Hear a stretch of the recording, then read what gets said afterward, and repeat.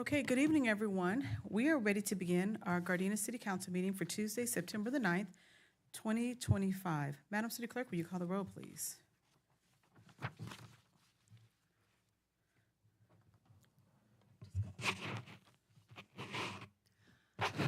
Mayor Serta, Here. Mayor Pro Tem Henderson, Here. Councilmember Tanaka, Here. Councilmember Francis, Here. Councilmember Love. Here. All of the council members are in attendance this evening, Madam Mayor. Okay, thank you. So tonight, we did not have closed session, so we're going to go straight to the Pledge of Allegiance. Tonight, leading us in that are two students from Chapman Elementary School who are in the 5th grade. So tonight, we have Brandon Castillo and Logan Roberts. So please come forward, and everyone, please stand.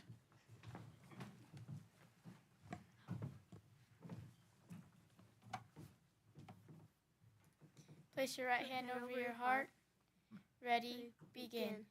I pledge allegiance to the flag of the United States of America and to the republic for which it stands, one nation, under God, indivisible, with liberty and justice for all. All right, you may be seated. Except for our pledges, you guys stay right there. Okay, so tonight's Pledge of Allegiance was led by Logan Roberts and Brandon Castillo. So a little bit of information about Logan.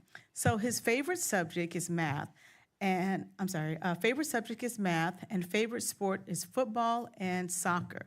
Hobbies are reading and doing art. So Logan, can you tell us who you brought with you tonight?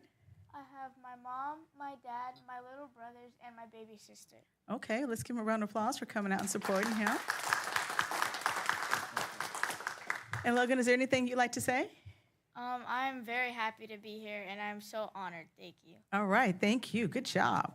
All right, give him a round of applause. Okay, now Brandon Castillo, his favorite subject is math. He enjoys playing in the outdoors, and his hobby is reading. Now, both these students, as I mentioned earlier, from Chapman Elementary, and they're in the 5th grade. So, Brandon, can you tell us who you brought with you tonight? I brought my mom, and I brought my grandma. All right, Mom and Grandma, give them a round of applause. And is there anything you'd like to say? I really wanted to come here and my dream come true. So. All right, see, that's the kind of enthusiasm I like. Okay. I might have to let you hit the gavel one more time. Okay, good job. Well, thank you guys. You guys did an amazing job, and I look forward to hopefully seeing you guys come back here one more time again. All right? Thank you, guys. You guys can take your seats now. All right, next we have our invocation. So tonight that will be led by Reverend Harthon from Holly Park United Methodist Church. So at this time, everyone please stand for the invocation. Let us pray. Almighty and everlasting God, the God of our Lord and Savior, Jesus Christ, we come to the Lord today with thanksgiving in our heart to say thank you for the gift of life. We thank you, Lord, for this council who's meeting tonight. Give them, Lord, the patience to listen, the courage to act with integrity, and hearts to seek the common good of all mankind. Bless our first responders, the firefighters, the police officers, the medical workers. Empower them, Lord, with your care as they stand in the gap to lead the way. Bless the mayor, the city council, Lord, as they lead this city with compassion and love and justice. This we pray in the name of the Father and of the Son and of the Holy Spirit. And the people of God said amen. Amen. All right, you may be seated. Pastor, you can stay in the front here for a second. Oh, yes. So tonight's invocation was led by Reverend Edward G. Harthon from Holly Park United Methodist Church, which is located at 13,000 Van Ness Avenue, and that's in Gardena. Pastor Ed is currently serving as a senior pastor of Holly Park United Methodist Church. Prior to that, he served at St. Mark's United Methodist Church and several other churches throughout the Los Angeles area. Pastor Ed and the church believe in having open hearts, open minds, and open doors. They welcome people from all backgrounds. It doesn't matter if you have never stepped foot in a church. Pastor Ed served in the United States Air Force and is a Vietnam veteran. He is a retired LAPD police officer and also worked as an electrician for the Los Angeles County Department of Health Services. He graduated from Fuller Theological Seminary with a master's degree in theology at MAT, University of Phoenix, MBA, Bible Believers College, THD, a Doctor of Theology, and in total, he has an AA degree, 2 master's degree, and 1 doctorate degree. Pastor Ed's wife, Ogalala Right. Harthon, is a retired Los Angeles County Deputy Sheriff. Together, they have 3 children and 7 grandchildren. Reverend Harthon, would you like to say anything? Yes, I would like to say it's an honor to be here tonight. Thank you so much.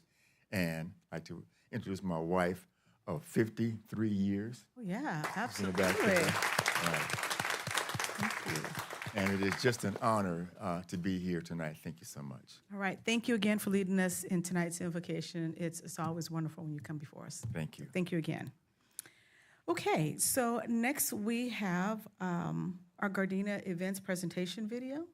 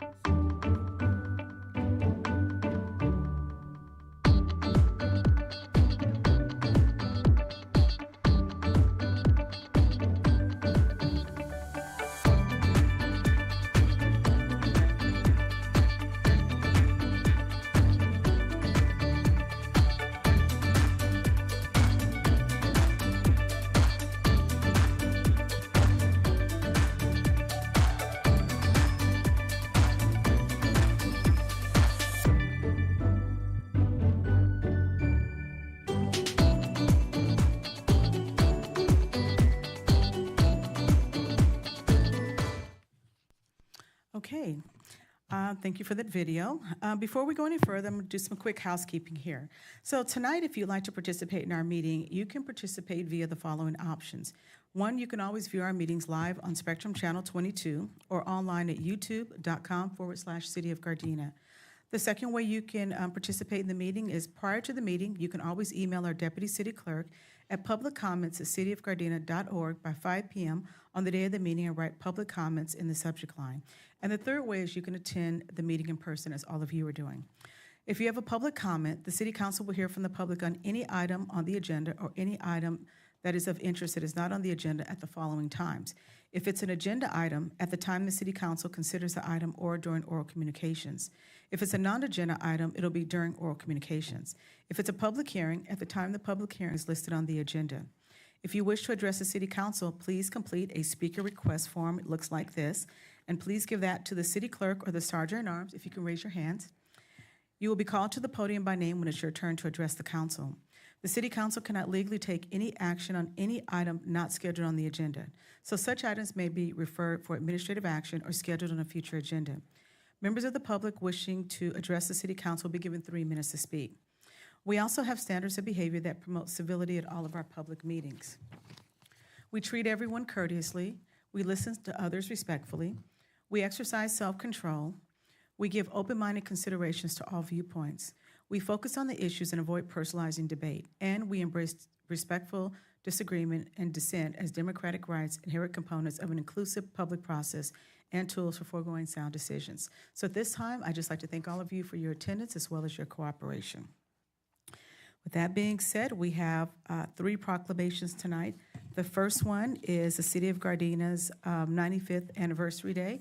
I think you saw the flyer up there that's coming up this coming Saturday. And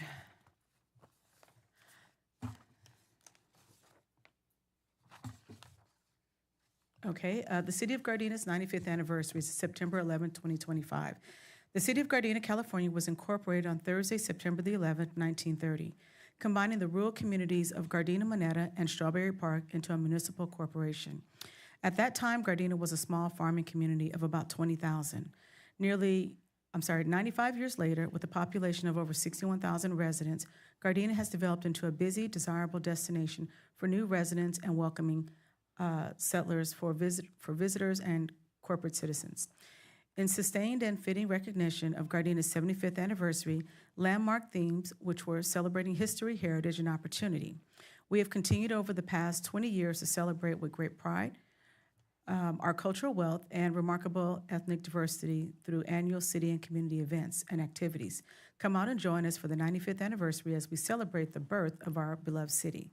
This event takes place on Saturday, September the 13th, 2025, from 6 p.m. to 8 p.m.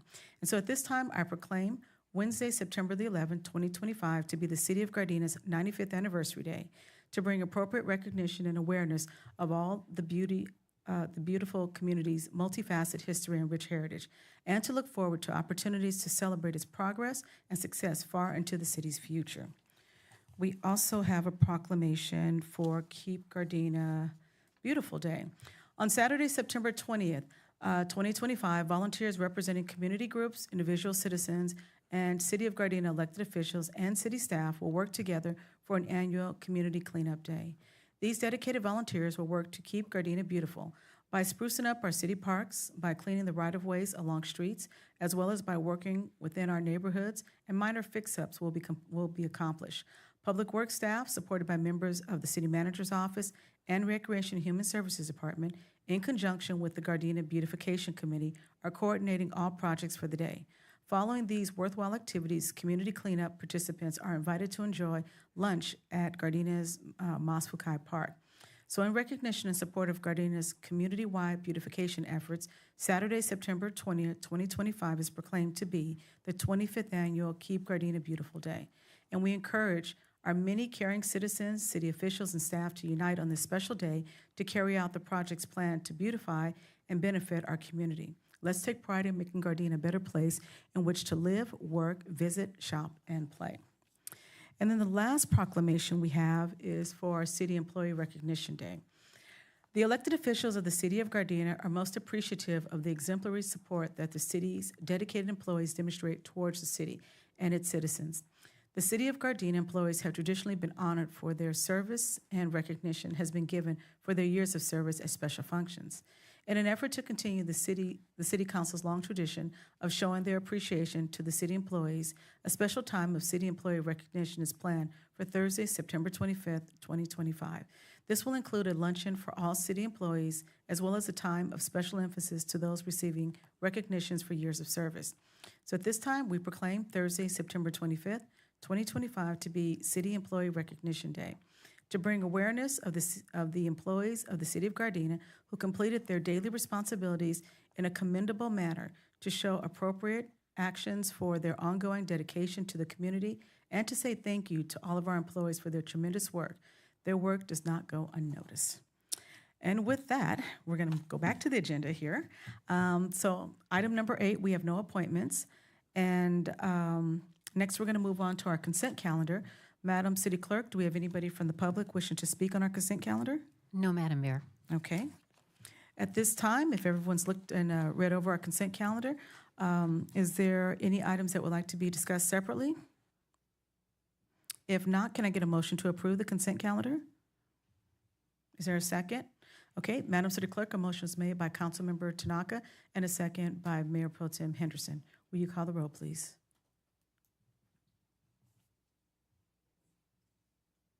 or I'm sorry, start the roll. Okay, we can end it.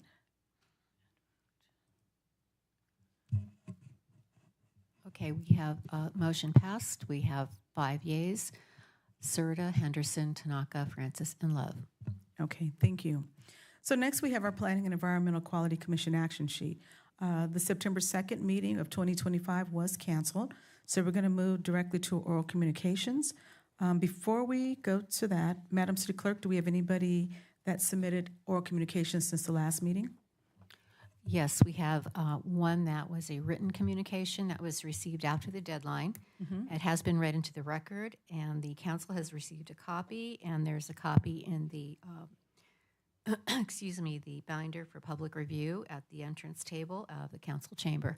And we do have also an oral communication that I have placed on your desk. Got it. Okay, thank you.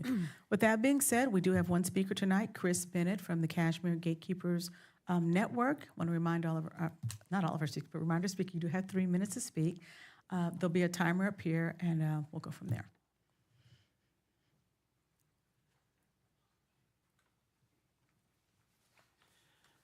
Good evening, everyone. My name is Chris Bennett. I am the Block Club Captain for the Kashmir Gatekeepers Network. I want to express my deepest gratitude in saying thank you, Mayor Serta, for your continuous years of public service. I remember when you joined the City Council in 2009. I also remember seeing you and your daughter during your campaign years pounding the pavement, visiting residents, raising issues, and trying to secure votes. Before social media evolved, that was the way it was done. In 2016, I used to attend the Holly Park homeowners meetings at Raleigh Park that you hosted. I really spoke at those meetings. I think back to one of those Holly Park meetings. Some members of the audience and I were complaining about the lack of response we were getting back from the Gardena Direct app. It seemed that the app was getting backed up with open tickets. I remember you telling us at the meeting that you would look into the matter. On the very next day, when I checked the Gardena Direct app from open tickets, all my tickets were read complete. I flashed back to that moment that you stuck to your word. Before I became the Block Club Captain for my neighborhood watch club, I recall when you first ran for mayor in 2017, that was an exciting mayoral race. I remember the whole photo finish result. I believe the Daily Breeze projected a different winner. However, the mail-in ballots still need to be counted. I recollect talking to some of the seniors in my neighborhood during that time, and some were still on the Rachel Johnson / Steve Bradford team. During the late 90s and early 2000s, they were the pulse of my neighborhood. However, I remember explaining to some of my neighbors of the impact that you had in our community meetings. I recall asking them, is there another candidate in our community who is fighting a good fight? Well, my candidate is still fighting in the trenches. Community outreach is one of her strengths. She deals with the constituents on a one-on-one level. I believe I was able to convince some of my neighbors that you were the future of our city. I believe you proved me right. In 2022, you went unopposed for your second mayoral term. I call that class personified. Under your 2 terms as mayor, our city has seen a rise in community policing, which my block club takes full advantage of. More developers are coming into our city to build housing. More developments means more revenue for the city and local businesses. The values of homes have skyrocketed in Gardena. Now, that might be a good or a bad thing, depends on who you may ask. Businesses are starting to come to a younger Gardena. Crime has dropped. The city of Gardena has seen an increase of Facebook and other social media platforms used to inform our city. Furthermore, I would like how you actually respond back to comments on Facebook. I like that you're keeping an interpersonal relationship with the entire city. I find you approachable. I'm hoping with optimism for the bright future for our city that you will run for a 3rd term. I have confidence that you and the incoming council will work collaboratively to uphold the vision of this great city. Thank you for your 16 and counting years of public service. Our city has become a better place under your direction. I know I was kind of reading kind of fast, but I want to make those 3 minutes. So, all right, that's it. Thank you. Okay. Okay, next we have up departmental items, item number 15A. Mayor Serta, members of the City Council, and agenda item 15A is agenda item 15A. On November 12th, 2019, the City Council adopted resolution number 6422 approving the joint exercise of powers agreement, or JPA, creating the California Cities Gaming Authority, or CCGA, between the City of Gardena and the City of Inglewood. Over the past several years, the CCGA has onboarded several cities, but unfortunately, in recent years, some of these cities have discontinued their membership with the CCGA, and the current annual contribution of $30,000 no longer meets the financial needs of the CCGA. At the regular board meeting of the CCGA held on May 21st, 2025, the board of directors of the 3 remaining cities, which includes the city of Gardena, Inglewood, and the town of Colma, approved the increase in membership fees for each member cities to cover foreseeable legal expenses. Section 4.1 of the Joint Powers Agreement provides for the financing of the CCGA through annual contributions from each member city of the authority not to exceed $30,000 per fiscal year. It is requested that to amend the Section 4.1 annual contributions as follows. The annual contributions to the authority shall be financed by an annual contribution from the members in an amount that is not less than $210,000 per fiscal year, which amount shall be used to pay for operating expenses of the authority. The board of directors may increase the amount of the required annual contribution set forth above, provided that the annual contribution will not exceed $420,000 unless and until the legislative body of each member authorizes a higher annual contribution. Upon becoming a party to this agreement, each member shall be obligated to pay a pro rata share of the then established annual contribution, provided no member shall be obligated to pay more than $40,000 per fiscal year as its pro rata portion of the annual contribution unless and until the authority has 7 members. There are a number of actions and efforts that CCGA are currently engaged in. This includes opposes and testifies against the Attorney General and California Bureau of Gambling Control's proposed regulations prohibiting the play of blackjack-style games and the use of third-party proposition players in our card rooms. Also, SB 549, which granted the tribes the ability and have currently brought suit against card rooms in California Supreme Court. In either the proposed regulations are approved, the regulations would eliminate 70% of the card room revenue to our cities. The CCGA is currently preparing for a possible legal challenge, and CCGA met with the Bureau of Gambling Control, provided testimony and hearings, provided written challenges to the legality of the regulations, and provided quotes to the press. CCGA supported granting cities the complete authority to increase gaming tables in card rooms within their jurisdiction. The CCGA met with individual state legislators, testified at legislative hearings, and met with individual state legislators, participated in press conferences, and provided quotes to the press. CCGA is currently monitoring the court case and is prepared to enter the fight if needed, desired to protect city revenue generated from the card rooms. And lastly, the CCGA opposed and defeated the United States House of Representatives Bill H.R. 6859, which would have granted a tribal Las Vegas-style casino in L.A. County, which would not have been in tribal land. It's recommended that the City Council approve the amendment and authorize the increase of the annual contribution. Financial impact to general fund, $40,000 is included in the current adopted amended budget for fiscal year 25-26. What's required tonight is approve amendment to the California Cities Gaming Authority Joint Exercise of Powers Agreement to increase the annual contribution from $30,000 to $40,000. Okay, thank you. Madam City Clerk, do we have anybody from the public wishing to speak on this item? No, we do not, Madam Mayor. Okay, does any member of the council have any questions or comments? Start with Councilmember Love.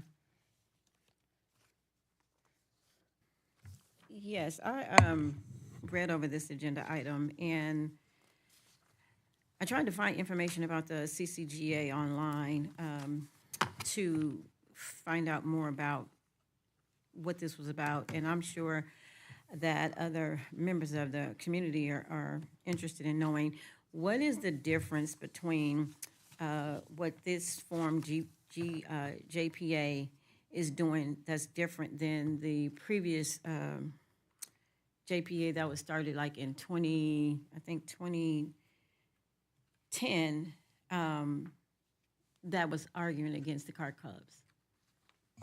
So the effort is exactly the same. It's just bifurcated from a group of, there was a bigger consortium of cities and card rooms, which primarily included the Southeast cities, Commerce and Hawaiian Gardens and whatnot.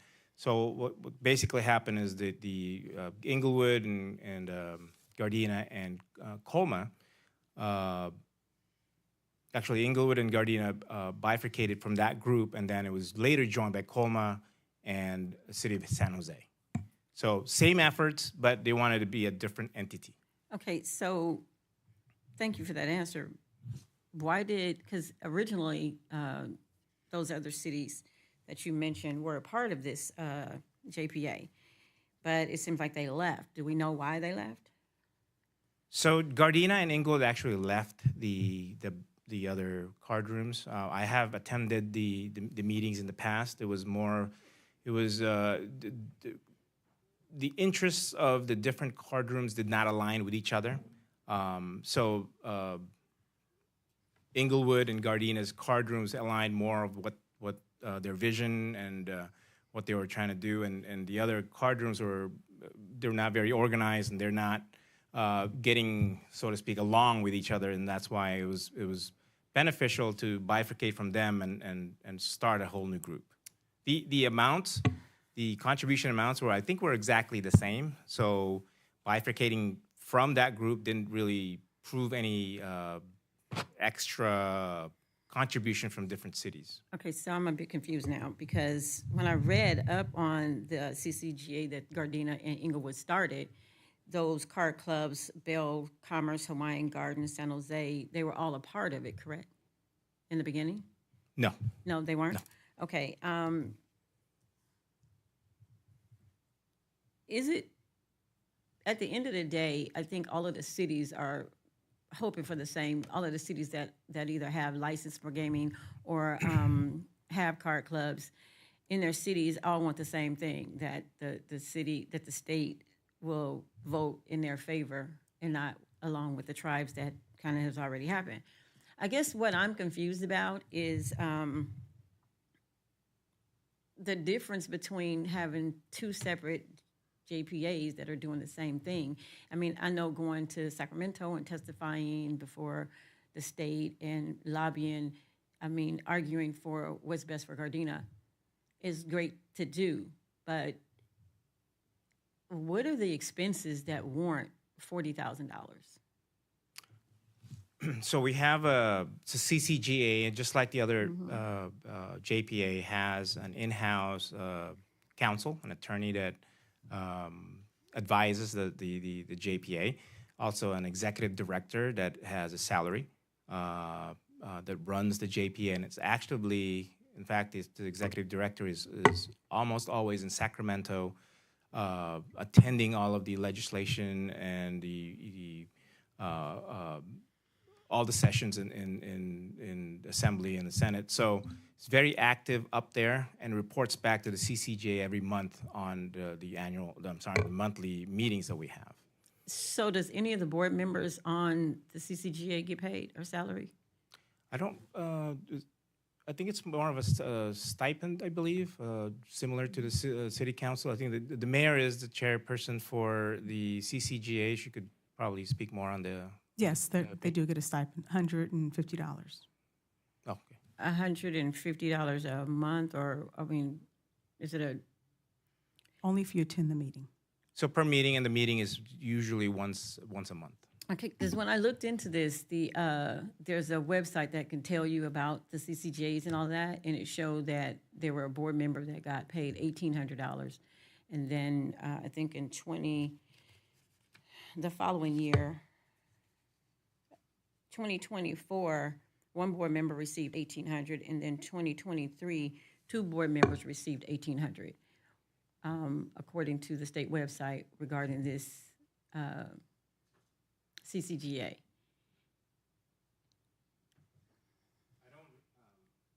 I don't think they would be paid $1,800 on a lump sum. It would be probably through the course of the year, $150 times 12, maybe. I mean, that's pretty much it. I mean, that's aside from the travel expenses that they incur when we go to Sacramento. But I don't. But that wouldn't be part of salary. It's not a salary; it's a stipend. Well, and that's what I'm saying, that wouldn't be included in the stipend. Their travel. Oh no, yeah, they're right. not. No. The other city that's listed up in the San Francisco Bay Area, Colma, do they have a casino or do they have a license for a casino? They have a casino, Lucky Chances. Okay, because when I looked that up, that city only had like 1,500 in population. Yeah, it's a very small city, but they have a casino that caters to the neighboring cities. Nonetheless, they do have a casino. It's a card room as well, Lucky Chances. So does this CCGA have a lobbyist or just an attorney? So the executive director is also a lobbyist of sorts. He attends the meetings and all the required meetings up there. So in essence, he actually acts as a lobbyist and an executive director. Okay. So the increase from the 30,000 to 40,000, according to this, all of the 7 members are should pay that amount, but because the CCJ only has 3 members at current 30,000, and now you guys are asking to increase it to 40,000, how are you going to make up the difference of the other 4 seats that's vacant? Because according to the original doc that was created back in 2019, it's supposed to be 7, and it's only 3. Right. So the initial intent and the model that was initially formed was that this seat, the JPA, should have, they projected about 7 members. Currently, there's only 3. We had 2 members in the past. One of them, I believe, was Bell, that didn't have a card room. They were hoping for a license, and they dropped off. And then the other one is San Jose, and they had fiscal issues, and so they dropped off as well. So we had up to 5, and now we're down to 3. And because of rising costs and whatnot, the remaining 3 member cities are now born to actually pick up the expenses that they're going to be incurring the next year. So this was originally designed for 7. Did we ever make it to 7? No, it was got up to 5. The intent was to recruit more cities to join. It never got up to 7.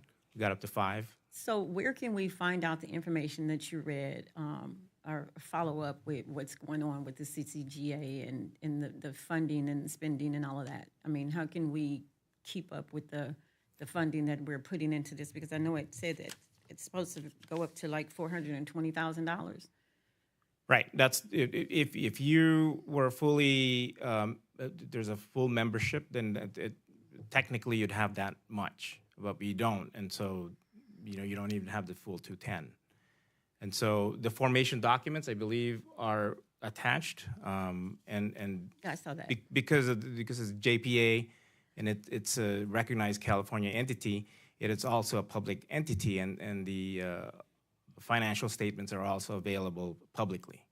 I know the financial statements, I understand that part, but how can we find out the accomplishments or what the CCGA has done and has, besides what you read? I heard what you read, but how can we find that information out? So what I read was just a synopsis of what they've actually done. I can provide, if you wish, the full counsel of the list of accomplishments that the GCGA has done over the past 2 years, 3 years. Is there a way that we can make it so that the public can see? Because we're asking to take $40,000 of the public money and fund this CCGA, but there's no way for us to monitor or track or verify that these funds are being spent the way you guys are asking us or telling us they're going to be spent. We can certainly request that from the executive director to put together some kind of a summary of the accomplishments and then post it on the website. So last question is this. What has been the greatest difference that this CCGA has had, or the greatest impact that this CCGA has had with the situation that's going on with the car clubs that the other car clubs hasn't been able to accomplish? Because at the end of the day, we all want the same thing. And so I just don't understand the purpose of funding one CCGA that's doing the same work when it seems like if it was. So again, the effort is the same, right? The effort is the same. The the membership contributions are the same. If we would have stayed with the other CCJ. The only difference really is that, as you know, we're fighting against the tribes, and it's very, very powerful and very, very rich. And so every single effort that we make, and I myself have, and with Chief Safal, have gone up there in Sacramento and did our testimony. At the end of the day, they do take that into consideration and strengthen numbers. And Right. we're in this together, so we are undersized when compared to the tribes. So at the end of the day, the testimonies are very, very important. But I think the difference between having this JPA and being a part of the original JPA is that the cooperation that I see is much more cohesive. Our visions are aligned to the member cities, as opposed to in the past, I've seen cities are not getting along. And so it was more beneficial to bifurcate from that and start your own JPA and move forward with the vision and the strategy that this JPA has put together, as opposed to tagging along with the old JPA where you can't even get a statement together. So we were having a hard time getting some kind of a cooperative statement together because there's just the fit wasn't there. But is the goal all the same? The goal is the same. Okay, The goal is the so- same, is to fight the tribal efforts to defeat our card rooms. Right. So the goal is the same, but the difference is in agreement. So Gardena, Inglewood, Colma decided to break off because, okay, all right. Thank you. Yep. Okay, next up is Mayor Pro Tem Henderson. Thank you, Madam Mayor, and thank you for those questions. Without giving too much away in regards to the CCGA, JPA, and the other cities, all the efforts are the same, but it's just different levels of collaboration. But, Madam Mayor, since you are the chair, could I make a suggestion? If you guys already done so, then disregard. But like the cities of Antioch, Goleta, and what's the other city? Clovis, they also have card rooms. And because this ball is really going to roll down everybody's street, that get them to understand the strength in numbers, because there's a greater number of card clubs north of Ventura. I think they'd be interested, and then we could probably bring the cost down and we could increase the number beyond 7 and possibly reach back out to the southeastern cities of Los Angeles, because now there's a lot of turnover and new leadership on their boards and councils, and maybe they can understand the benefit of really getting back to the JPA and understanding the new vision, the functionality. I'm not going to say that there's dysfunctionality in the other group. I hate saying negative things about other cities, but this is an opportunity. It's the difference between contract cities and independent cities and the League of California cities. So there's strength in numbers, but I think some of the smaller cities up north could benefit from us having a vision between Inglewood, Gardena, and Colma, because it's a good cross-section of cities that have card clubs. And I know San Jose felt different about it, but I think they've kind of softened their position. So I just wanted to make that recommendation. Okay, Councilmember Tanaka? So when this whole thing started back, I think Ed Majano was the city manager, attended these meetings, and the biggest problem was the two big card clubs, the Commerce and the Bicycle, wanted to take control. They wanted to be in charge. They wanted to control all the money, and they wanted to be the ones that spearheaded everything, and all the other cities were just kind of tag along. It was beneficial for the cities that split from that, because now they had, the interest was for those cities and not just the two big ones. And so there was a lot more, I guess you could call it, there was a lot more interest in the smaller cities to get what they needed and not worry about what the Bicycle and the Commerce wanted. That was pretty much what that was. Okay. Go ahead, Councilman Francis. So if I understand this correctly, that the reason that we should be a part of this and continue to be a part of this is because there's a more strength in numbers, and we're stronger together than we are individually. I see it talks about protecting, promoting the operation of card rooms and casinos. And so basically, this joint powers agreement, we're kind of helping each other out. We're better as a team than as individuals. That's correct. That's correct. The idea is you're not going to match the tribal power and numbers of the Indian tribes. You're just not. It's just they're in the multi-billions of dollars as far as resources alone. When they bring in lawsuits, you're not. But at the end of the day, you still have to have a voice. You still have to. You are able to go up in Sacramento and organize some kind of effort. So when we go up in Sacramento and we testify, it's not just the cities that go up there and testify. It's the families and the workers of Hustler and Lucky Lady and all the other card rooms throughout California. They organize and they speak in numbers, and so the legislators hear them and their plight as far as we're going to lose our jobs and we're going to lose houses and whatnot. And so this organization actually helps organize all that. If we didn't have the CCGA or the other JPAs that we have, it will just be going along with what the tribes would want to do, which completely eliminate card rooms in California, which that's Actually, Gardena was one of the first cities to have a card room. absolutely Poker rooms, I guess they were called at that time. right. The poker rooms and then the Vegas style California gaming, which that's their argument is that the card rooms in California should not be allowed to play anything other than poker because of the third-party proposition player model that we came up with. But the tribes can. The tribes are playing exactly what Vegas is playing. Yep. And so their argument is that you guys never had the right to play these Vegas-style games. But we've been playing it since the 70s. And so the argument is that, this has been accepted by the state of California. Why is it now that you're opposing this? And so that's the argument. So essentially kind of levels the playing field. We try to level the playing field, but it's not level.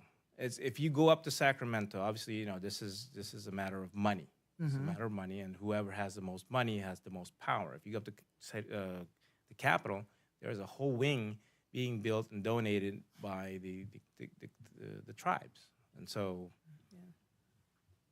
All right, thank you for your answer.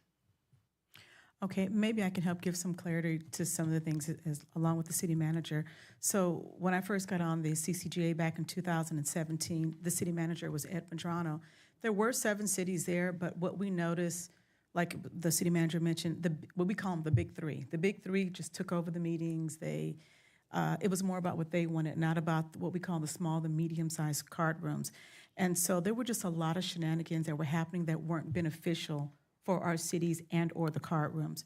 So because it was getting so out of hand, we realized that if we broke off from there, Gardena, Inglewood felt the same way, break off from there. And there was another city that wanted to break off. I think they didn't at the last minute. But we would specifically have a JPA for small to medium-sized card rooms. And Councilmember Henderson, or Mayor Pro Tem, to your suggestion about adding in more card rooms, one of the things now with our JPA, because we gear more towards small to medium-sized card rooms, there's, I think, something like 80 card rooms in California that it's open to join. And so around the time that this happened was kind of going into COVID, so it was hard trying to reach out to these different card rooms and or cities because they have to agree together. So it's the city who now represents the card room. And it was in the middle of COVID. There were some cities that said, yes, we want to be a part of it. That's how Coma came in to play. And so now we're at 3 cities. Then Bell came in because they thought they were going to open a card room. San Jose did at one time. So then it got up to 5.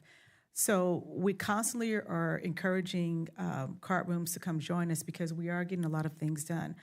2 of the cities fell off, but again, that hasn't slowed us down at all. We've gotten, help when we were going through COVID, when our card rooms had closed. I mean, we established a relationship with I can't think of the health director's name at the time, Ferreira? I can't remember her name, to allow us to open our cart rooms a little bit sooner. In fact, other cities that weren't members of the JPA saw how beneficial we were just in the relationships we had. Our director constantly goes to Sacramento because he used to be a former legislator, and so he's been very helpful with that. As it relates to the information regarding our meetings, we get a plethora of information every single month. It's probably something about like 40 pages of what we're currently doing, legislation that we're following, and we can share that with the entire council. I'm sure our director would be more than happy to share all of that. So it talks about our meetings. All of our meetings are public. So because post-COVID, we have cities like Coma, we meet on Zoom, but it's open for everybody to attend.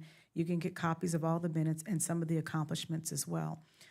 As it relates to funds, council members can only get a stipend of no more than $150 per meeting, granted you attend. If you don't attend, there's no stipend. The other fees are going towards legal fees, the director. We foresee that with SB 549 that our attorneys are going to be in court even more. So I do see where there's going to be an increase with the fees there. Something else I was going to mention here. When we've gone to Sacramento to testify in hearings, like the city manager mentioned, there are a lot of people that go up there. The tribes are big. Most of the hearings we go to, there might be about 200 people testifying, and so it has to be really quick. More recently, we testified, I think the city manager, myself, and the deputy city manager, in a Zoom one that was like 8 hours. 8 hours on a Wednesday, 8 hours on a Thursday. We had to wait our time to go in there. So there's a lot of things that we're doing as it relates to our CCGA that represents our cities. And even some of the cities that aren't members of the CCGA, if they're small to medium size, the changes that we've been able to make more so than the previous JPA we were part of have been beneficial for them. And so, like I said, there's a list of accomplishments. When there was it online gaming they were trying to do a couple of years ago, we were very instrumental with that, working with getting information on the ballot. Trying to think, there were things like that, but we're constantly trying to get other cities to join us, and right now it's more crucial than ever. In regards to the previous JPA, I can honestly say that I see a big difference because elected officials who find out that we're up to date on a lot of legislation that maybe their JPA isn't sharing with them, just lets me show that there's a big difference. It lets me know that our director is more in tune with what's happening in Sacramento. They're keeping up with a lot of these bills, Assembly bills, Senate bills, when they're in different committees, when we should write letters from our attorney, when we should just wait, when they're going in appropriation committee. So I see there's a big difference. In fact, even the other elected officials, they'll call me and say, "Are you going to Sacramento? We didn't know we should go." And I'm like, "No, you should go and testify for your city." So it's a considerable difference. We're getting a lot of things done with that. There was one last thing I wanted to point out. See the funds, accomplishments. I think that was it for now. Oh, one of the things that probably most recently is like when we go to Sacramento, our assembly members, our state senators, sit on a lot of these different committees. And in fact, Assembly Member McKenna, she has been a big champion for Gardena because she knows we have 2 cart rooms, and you know our representatives have been really helpful when we've had to go down there and lobby to them. And it's not often we go, but when we do go, we're in and out real quick, and we have one afternoon to get in there, talk to our electeds, and get them to see our side and support us when this moves forward. Question from Councilmember Love? What are some of the, who is the director? His name is Rudy Bermudez. Okay, thank you. And have we, before we increase our costs, I agree with Councilmember Henderson that we go after some of these other cities and try to get them to join and bring their 30,000 to the table before we increase our cost by additional 10,000. That would be my recommendation. But I keep hearing the working with the other JPA wasn't beneficial because they wanted things their way. What are some of the things that they wanted that would not benefit the city of Gardena? Do you want to take that one? So, I'll let you.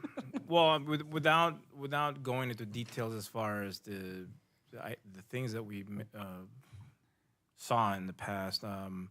A good example is when we meet with the CCGA now, it's all Zoom, so the costs are very, very minimal. When we used to meet with the other JPA, it was in person. It was a full spread of catered breakfast, brunch, which was in hundreds of thousands of dollars. So we didn't align with the ideas and how they saw the fight would be. It's not. We didn't see eye to eye as to how we can bring about this fight against the tribe. So that's just one thing that I saw in the past. I wasn't. I came in a tail end of that JPA, so I'm very limited as far as my experience with the other JPA. Maybe Mayor Serta, I think you've been there a while. Okay.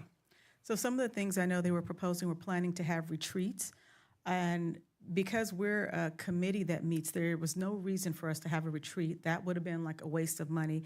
They were trying to just find things for themselves to go to. We thought it was kind of weird that they were trying to bring family members in to be the attorney. It was a lot of just weird stuff like that going on. There was even other deals being made that did not relate to our card rooms with some of these other cities. I'm just going to say marijuana and leave it alone. But there was a lot of weirdness that, again, had nothing to do with the card rooms, and it wasn't beneficial for us to be there. So either we would leave and not be part of a JPA at all, or we left and then decided to restart the JPA and make sure that our voices were heard as it relates to bills going to Sacramento, to the governor, and even individually working with card rooms. So if that gives some perspective to it. If I may also add, as far as the executive director's efforts in recruiting other cities, one of the standing items that's in the agenda on every meeting would be the executive director provides an update as far as his efforts, as far as I talked to this city and we're close and we're not. The fact of the matter is that it may be easy for Gardena to pay the 30 or the 40, but some cities are not so fortunate as us. You'll see that more and more cities are going to be in financial distress. As you know, one of the cities in Southern California is considering tonight to declare a fiscal emergency, one of the bigger cities that we have here. So it would be more difficult more and more difficult for a CCGA to attract other cities to even put $40,000. What was the cost to be a part of the larger JPA? I believe this is patterned after the older JPA, which is about $30,000. So it was $30,000 for us to participate in a larger JPA. That was, you guys are saying, was primarily controlled by the larger card clubs because they had more money.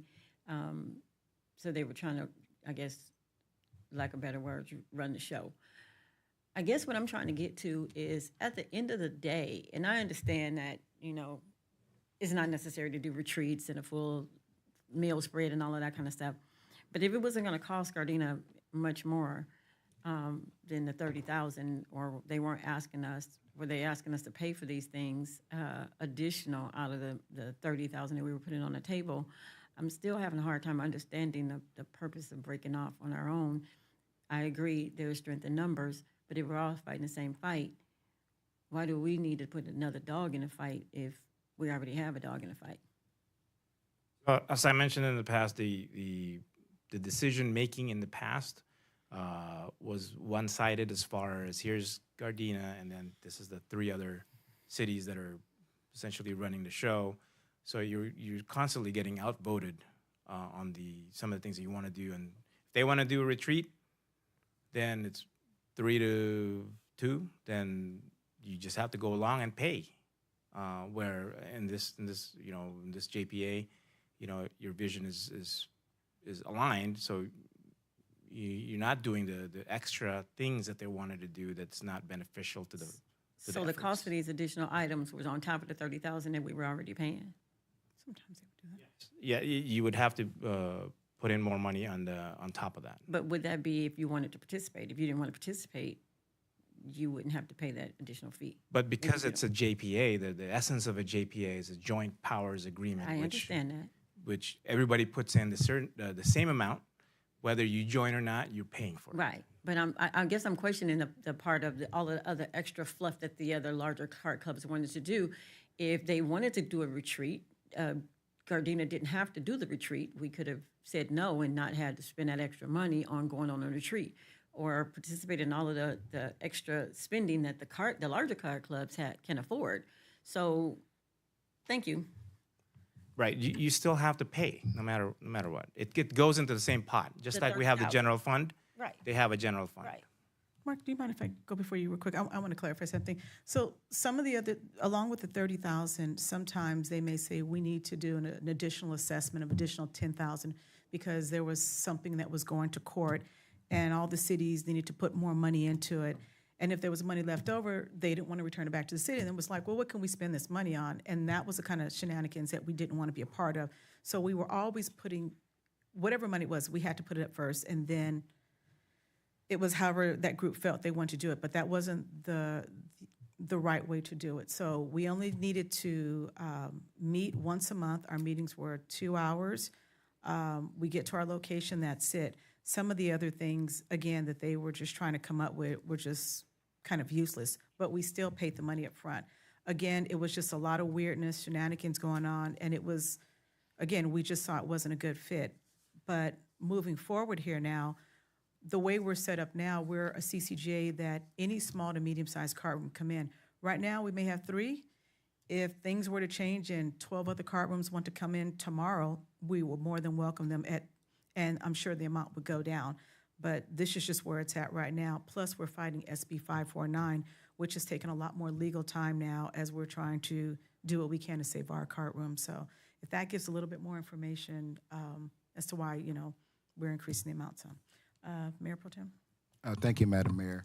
And Councilmember Love, your concern is valid because one of the impetus for some of us to move away from the former JPA is just there was no alignment in vision and what we had all agreed and believed the accomplishments should be of the JPA. And I want to thank Madam Mayor and Councilman Tanaka and Mr. City Manager for really trying to be diplomatic and really share things without sharing things. But just to say the dysfunctionality of having to put your funding up into a pot and then having no say-so on what happens and still not meeting your objectives and your goals is an issue.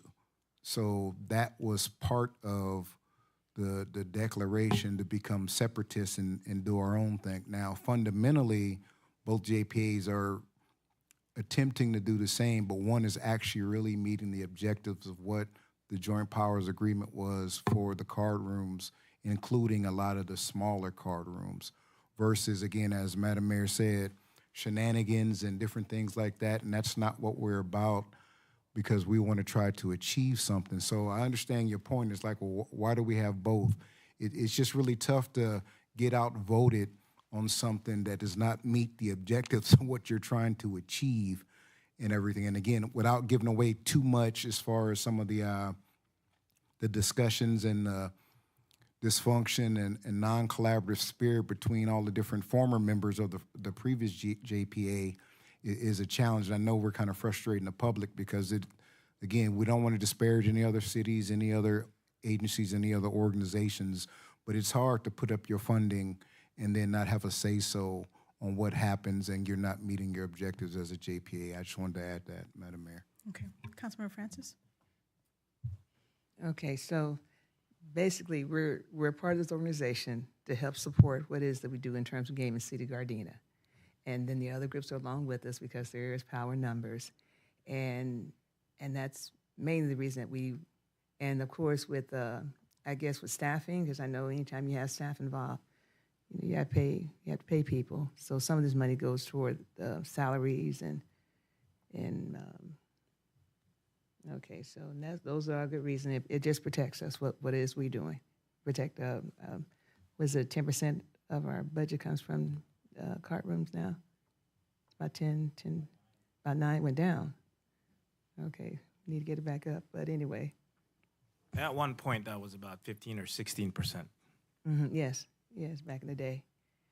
back, but still, but 10% is still not bad. So it is important that we do protect our card rooms because we were the first cities.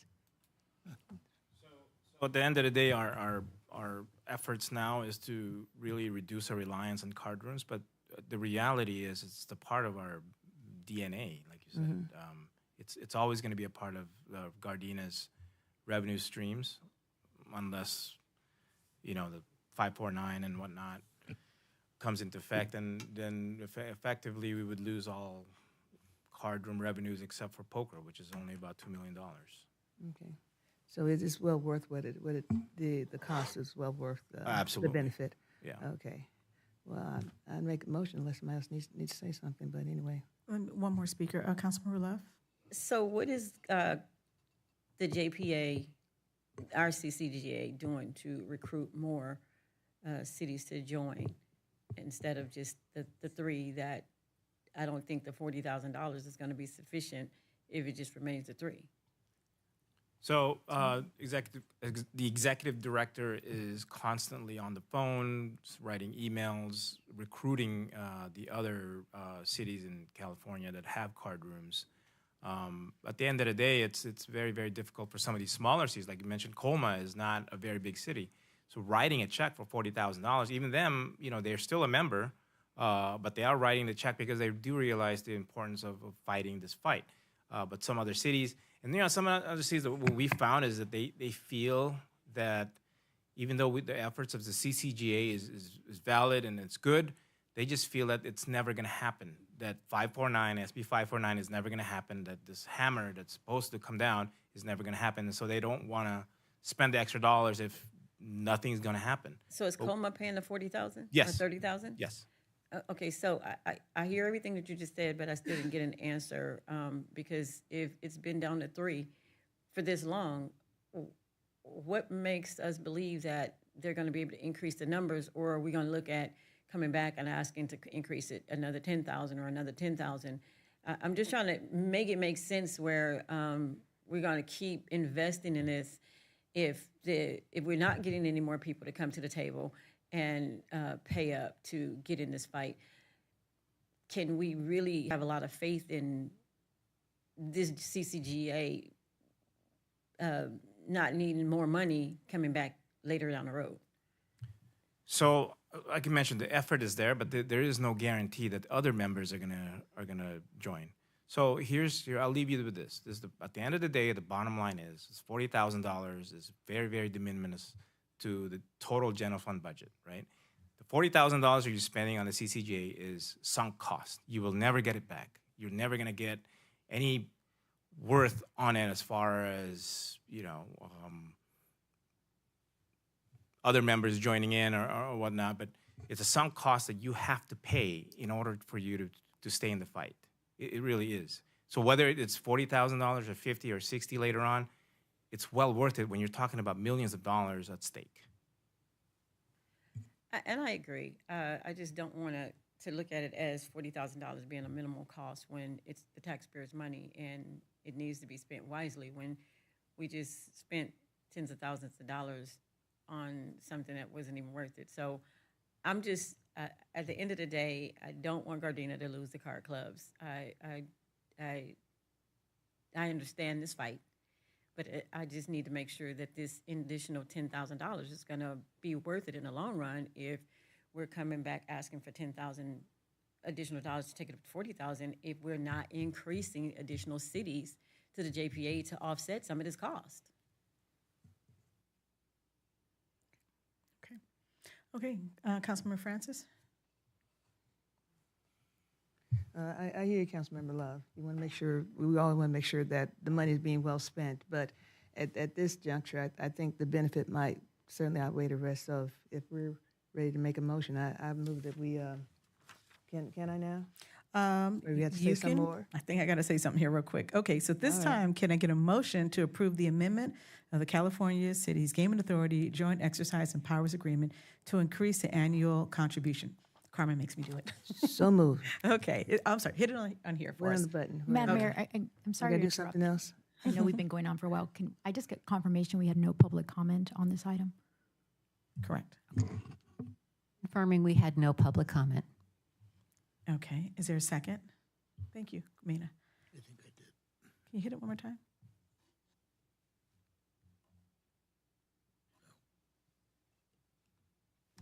Okay, I see it here. Madam City Clerk, there's a motion made by Councilmember Francis. I can see where Councilmember Tanaka is trying to hit it, but it's not showing as a second. Okay, now it is. We can start the vote.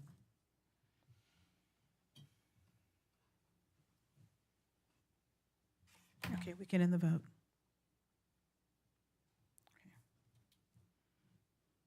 The motion passed with 5 yeas. Serta, Henderson, Tanaka, Francis, and Love. Okay, thank you. Next up is item number 17A. Mr. City Manager. Mayor Serta, members of the City Council, agenda item 17A is award construction contract for the fire station number 159 roof replacement project, job number 569 to Best Contracting Services, Inc. in the amount of $126,750, approved budget appropriation of $32,000, and project contingency and declare California Environmental Quality Act or CEQA exemption. Fire station number 159, located at 2030 West 135th Street, is a city-owned property occupied by LA County's Fire as a tenant. The existing building services agreement with LA County Fire requires that any non-routine repairs, such as the roof replacement, are considered major repairs and are the responsibility of the city. Certain sections of the existing roof, original to the building since 1957, have developed leaks. Replacement is recommended to prevent further deterioration and minimize the risk of additional damage. Staff solicited quotes to remove the existing roof and install a new PVC roofing system at Fire Station 159. A total of 3 proposals were received. A deferred maintenance budget of $120,000 was appropriated in fiscal year 25-26 for the roof replacement. An additional budget appropriation is required to fully fund the project, including contingency. Staff recommends the City Council award the construction contract for the Gardena Fire Station 159 roof replacement project, job number 569, to Best Contracting Services, Inc. in the amount of $126,750, and additionally, approve a budget appropriation of additional $39,000 deferred maintenance fund, approve a 25% project contingency in the amount of $32,000 to account for the building's age and potential unforeseen conditions, including water intrusion and termite damage. Declare this project to be categorically exempt under CEQA, Class 1, Section 15301D, as rehab of existing facilities. Source of funds would be deferred maintenance funds. What's required tonight is approve a construction contract, approve budget appropriation, approve project contingency, and declare CEQA exemption. Okay, thank you. Madam City Clerk, do we have anybody from the public wishing to speak on this item? No, Madam Mayor. We do Okay, not. thank you. Do we have any member of the council wishing to speak? Okay, Councilmember Love. I looked at the contract or the agreement that was submitted by this construction company.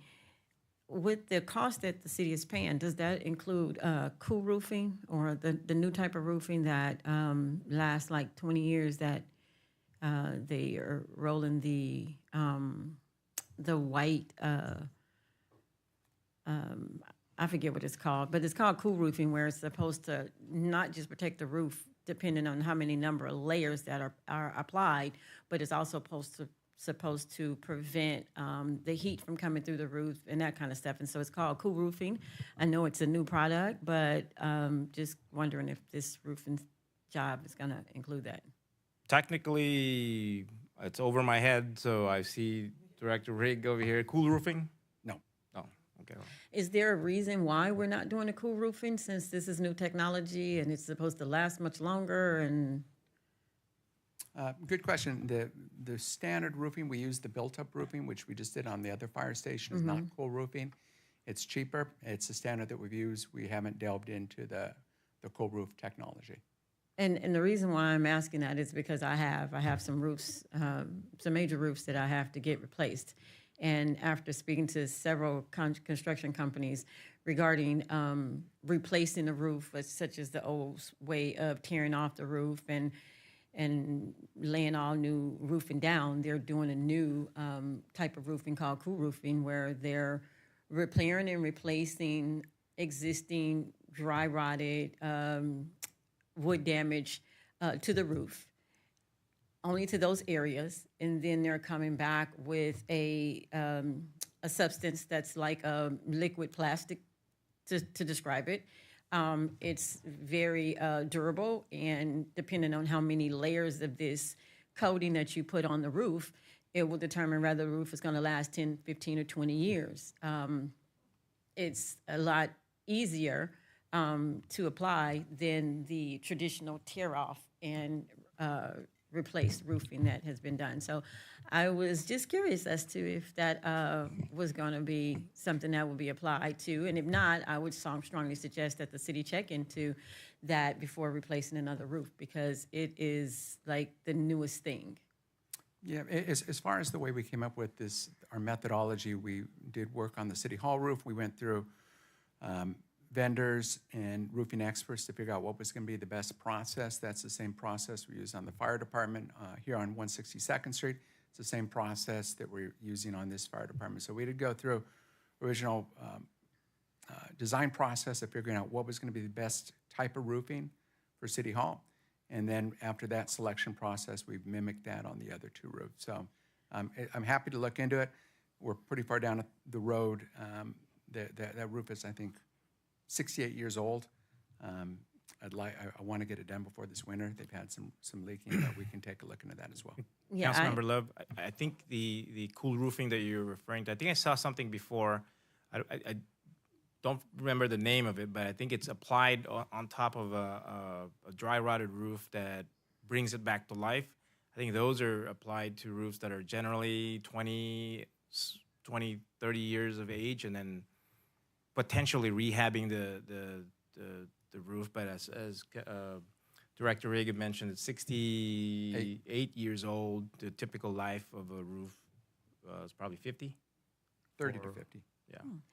And I understand that, and the only reason why I'm asking questions about this particular agenda item is because I just seriously went through having to vet contractors to do 3 roofs that are running anywhere from 8,000 square feet, 6,000 square feet, 5,000 square feet, and I can literally see the wood rot from the inside of some of these roofs. And so the way they explained it, and I understand that we're down the rabbit hole with this one, but just moving forward in the future, that we check to see what's new out there that's going to prevent us from having to come back and do another roof in another 10, 15 years, because there is new technology. A lot of contractors and a lot of roofers are not aware of it, so I understand why this company may not have done it. And I also know that to do this type of roofing, you get 2 warranties. You get a warranty from the product manufacturer, which gives you the longest warranty, and then you get a warranty from the contractor, the person that's installing it.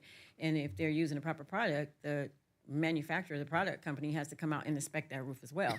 So it really gives us the assurance that we're getting the best roof that's going to give us less sun heat from the outside and all of that. So thank you. Okay, thank you. Okay, maybe don't go far because we have 2 more questions here. Councilmember Henderson and Thank you, Madam. I just want to say, I'm glad that Best Contracting Services, which is a local company, was able to respond, and they're a responsible low bidder. You know how I feel about low bid, but they have a track record. But it's an opportunity for us to kind of triple our money as far as our local economy, because the hope is they'll buy resources and raw materials from other Gardena businesses. So let's hope that 3 times the X we get from our $126,000 investment. So I just want to say I'm glad that a local vendor had secured the contract.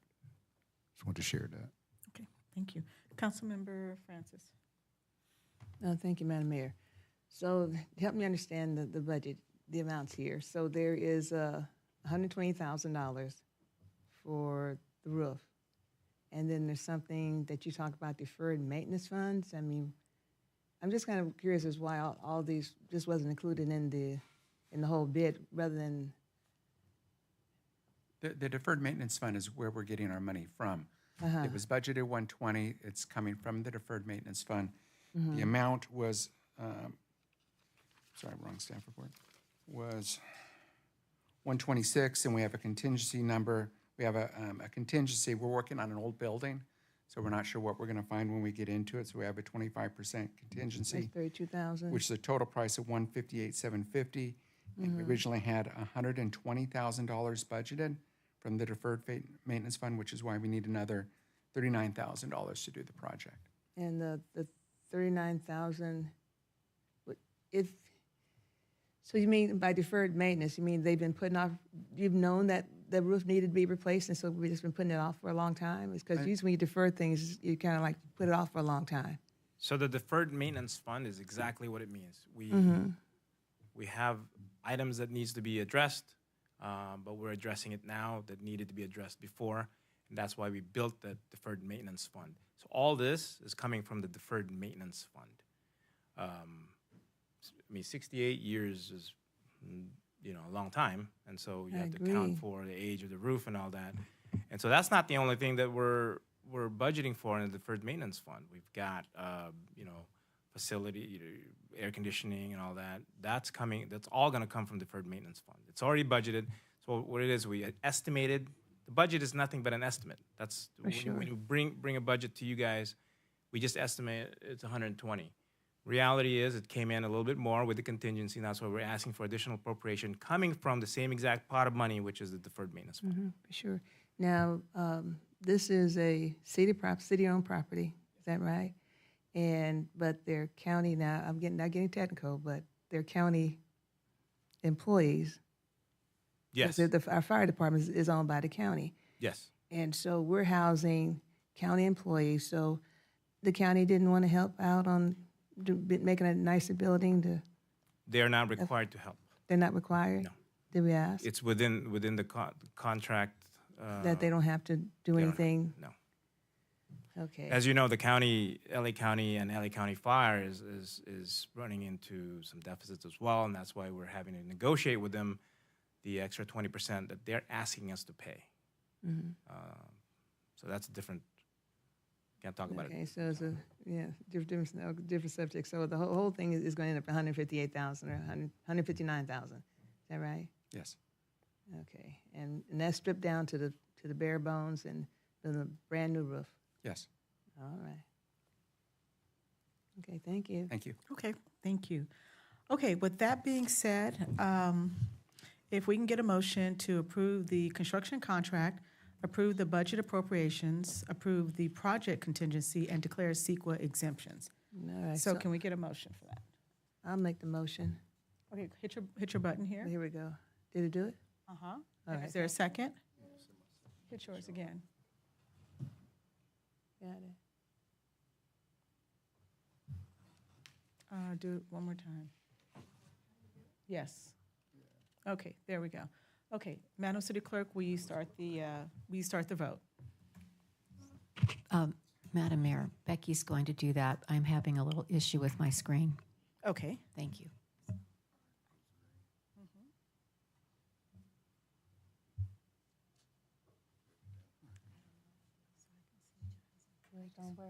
Rodney, hit yours again? My screen just moved.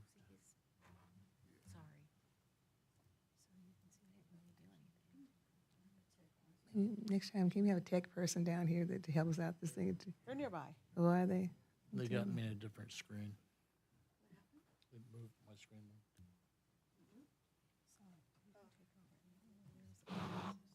Okay, thank you. Okay. Okay, we can end the vote now. I don't have it.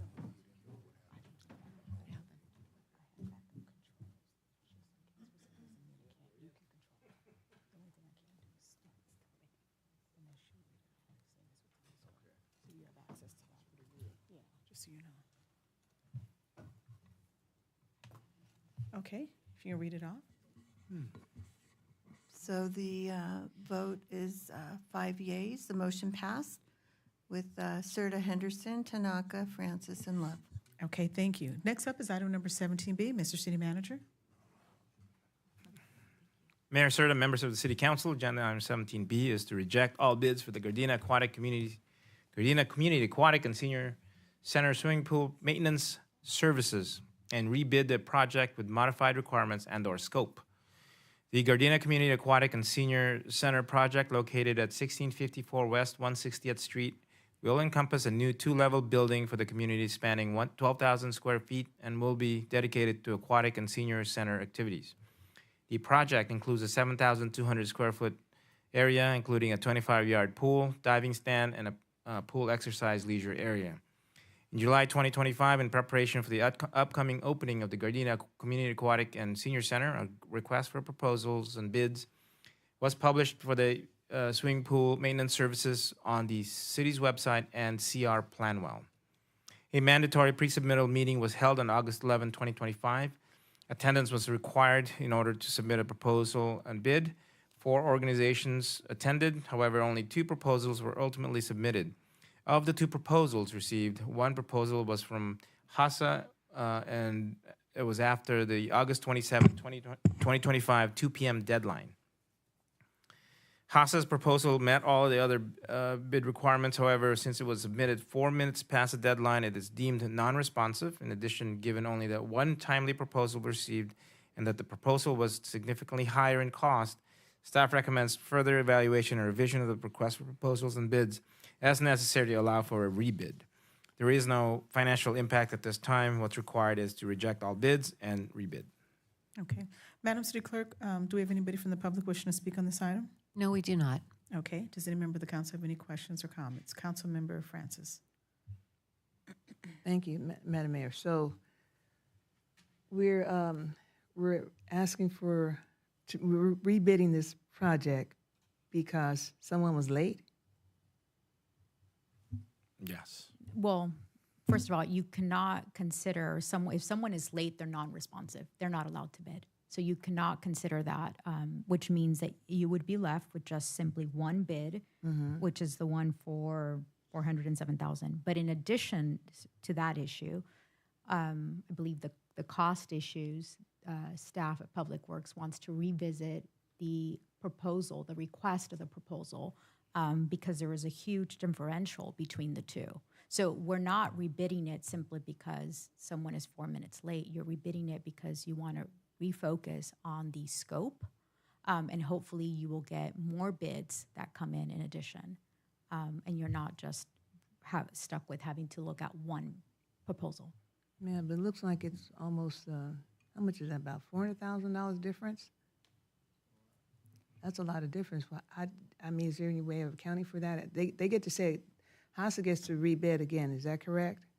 But I don't understand if it's such a huge, I mean, I know you have to set the lowest bid, but is that realistic, what they submitted? That gives me cause for concern. Agreed 100%. That's what we have the same concern, which is, you know, you get maintenance type contracts, and if a company really wants a contract, they bid it competitively. If they really don't care, they'll throw in a bid of any price, hoping we'll bite. I would have to think that the high bid, they were hoping we would bite, and they would be the only bid, and they'd get it at a very profitable cost. So the fact is, we think the contract's probably worth closer to what the low bid was, $118,000. We want to go back out to bid. There was one provision in the contract which we think was part of the cause for the excessive cost. That was a 90-day requirement that they come out every single day for 90 days and vacuum the entire pool for any debris that had come loose. We're going to revisit that. There is no unified spec for every pool. So we take a look at our pool, how it was manufactured. We worked a long time to try to come up with the right maintenance. We want to make sure the people are safe and healthy when they swim. And so the 90-day requirement is something we're going to revisit, as well as some of the other specs. We'll talk to the contractors to see what they saw as expensive parts of the provisions, and we'll do a value judgment if we really want to keep those within there, if they're going to cost us too much, if they're really not necessary. When you put a project out to bid, do you have some sense of what it might cost and what's reasonable and what's unreasonable? Because I know when I'm accepting bids for work done around my house, I have some idea about what's reasonable, what's unreasonable, what's too cheap, I know too low, or so do we have some sense of do we ever do research on how much it should cost and then compare the bids to what's reasonable? I mean, because you are bound to accept the lowest bid, but it should be within reason. Right. I know the staff researched other pools and what other cities had cost. There's a couple pools that have just come online in LA County. But like I said, every pool is so different.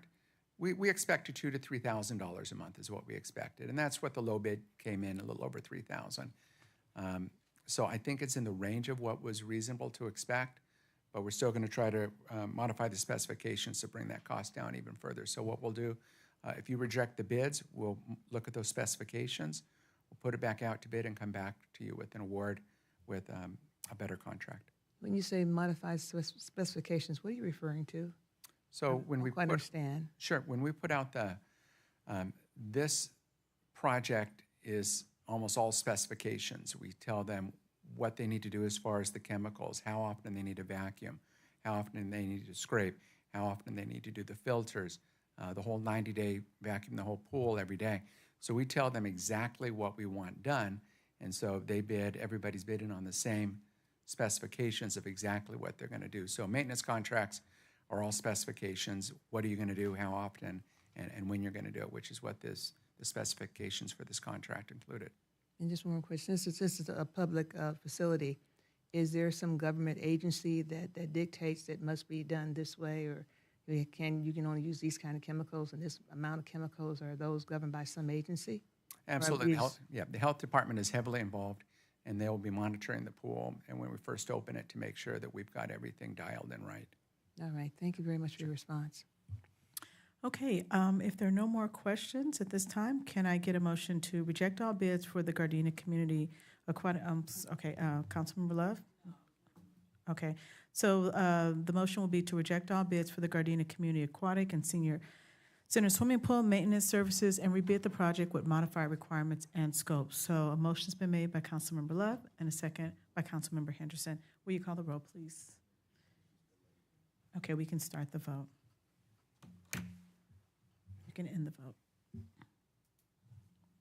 Motion passes with 5 yeas, Serta, Henderson, Tanaka, Francis, and Love. Okay, thank you. Next up is item number 18A. Mr. City Manager. Mayor Serta, members of the City Council, agenda item 18A is to approve proposal and purchase of furniture for Gardena Community Aquatic and Senior Center from DNR Office Works, Inc. in the amount of $511,519.87. Staff recommends the City Council approve the proposal and purchase of furniture for the Community Aquatic and Senior Center, which will include the Alzheimer's Senior Daycare Center, several programming rooms, a computer lab, offices, and senior lounge, reading room, and outdoor patios. The proposal aligns with the requirements set forth in the Community Project Funding, or CPF, grant. The purchase will be made under Omnia Cooperative Purchasing Agreements, for which DNR Office Works, Inc. is an authorized dealer. The Omnia contract is established by a lead government agency through a competitive solicitation process, then made available for use by other public agencies, educational institutions, and nonprofits nationwide under a piggyback agreement. Through the Omnia Cooperative Purchasing Agreement, the city is eligible to access and utilize competitively solicited and publicly awarded agreements that are compliant with public purchasing regulations. Omnia provides members with access to discounted pricing on a broad range of products and services from various suppliers. To identify the required furniture and layout preferences, staff conducted a needs assessment based on the facility layout and in consultation with interested staff and user groups. To ensure the facility is fully operational and functional upon opening, it is necessary to proceed with the purchase, which includes a 20% contingency allotment to ensure that we have all the essential items for the building's use. The fiscal year 22 CPF grant was awarded to the city by the U.S. Department of Housing and Urban Development through Congressman Waters' office. The funding is specifically for the newly constructed Gardena Community Aquatic and Senior Center and will be used to support the administration of the grant, as well as furnishings, staffing, and supplies needed for operating programs. Financial impact, $511,519.87, utilizing the Community Project Funding, or CPF grant. There is no impact to the general fund. What is required is approve, proposal, and purchase of furniture from DNR Office Works, Inc. for the Gardena Community Aquatic and Senior Center in the amount of $511,519.87. Okay, thank you. Madam City Clerk, do we have anybody from the public wishing to speak on this item? No, Madam Mayor. Okay, thank you. Does any member of the council have any questions or comments? Okay, if not, can I get a motion to Who's got approve? to speak? Wait a minute. Oh, okay, got Councilmember Tanaka first, and hit yours again, Councilmember Tanaka? Can't get in here. Oh, there it is. Oh, I was. doesn't work. Okay, hold on. Is yours a question, or are you No, going to make a I have motion? a question. Okay, pull yours back. Oh, thank you. And then Councilmember Francis, your question. So all this furniture, I'm assuming is ergonomic is good for it's ergonomically, is that the right word? Appropriate? I mean, we're assuming that it is. That's correct. That's correct. And now we talk about that, in terms of height of the chairs and all that, I looked at this and I can't get a good idea because, after a while, you don't want chairs that are too low. You want them just, because it's a senior center and I'm not and it's aquatic, but, you want chairs that are easy to get in and get up out of. So, and this all meets those requirements. I guess So everything is meeting ergonomic requirements as well as ADA requirements. There's a reason why DNR is a part of the Omnia purchasing group. It's because it's been vetted through by different agencies, and rest assured that all of these concerns have been probably brought forth and they've been addressed. okay, as I was looking at the lounge seating, it looks a little low to me. I mean, staff's had a chance to look at it, and other folks that might have special needs. They've had it, it fits people that have a special, So special, needs it's for very sitting. similar I mean, to it's what not just ergonomic. I've seen some furniture that said, "Oh yeah, this is great," but then you go to sit on it, like, "Oh my goodness, it's a little low." So it's very similar to what we currently use and purchase throughout the city and other cities. There is no, as you know, I mean, every person is different. So one person might think that it's too low, another person might think it's too high. It just depends. But generally speaking, these furnitures have been vetted, are being used by different agencies, and that's why we're selecting them for use at the Aquatic Center. Mm-hmm. And for young people as well. So for a broad range of heights and all that, because I know it says senior aqua, but there's also other folks that are use the aquatic center, young people and.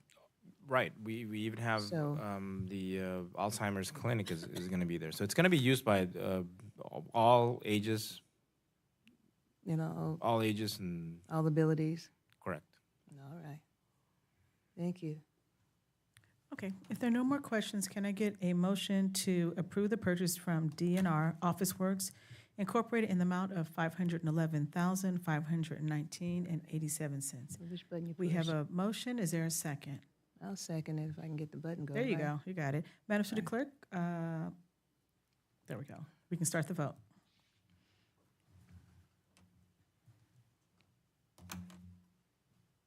Now my thing won't, there you go. Okay, we can end the vote? No. Motion passes. Serta, Henderson, Tanaka, Francis, and Love. Okay, thank you. Next up is 19A, Mr. City Manager. Mayor Serta, members of the City Council, agenda item 19A is to approve contract with Transportation Management and Design, Inc., or TMD, at a cost of $450,488 and a project total of $540,585. In August 2024, Council approved grant funding awarded to G-Trans under the California Department of Transportation's 24-25 Sustainable Communities, Climate Adaptation, and Strategic Partnership Grant Program. Transit agencies routinely perform COAs, or comprehensive operations analysis, to evaluate the efficiencies and effectiveness of their service operations and to identify opportunities for improvement. G-Transit's scope of work included an assessment of route structure, service levels, ridership performance, and overall system effectiveness in preparation not only for future services but for the upcoming major events in the region. In addition, the study is requiring stakeholder engagement and the development of recommendations to ensure G-Trans services align with both current and future community needs. With funding in place, G-Trans released an RFP via Planet Bids in July of 2025, seeking qualified firms to perform this analysis. Following a competitive procurement process, staff reviewed and evaluated 4 proposals based on the technical approach, relevant experience, qualifications, and cost.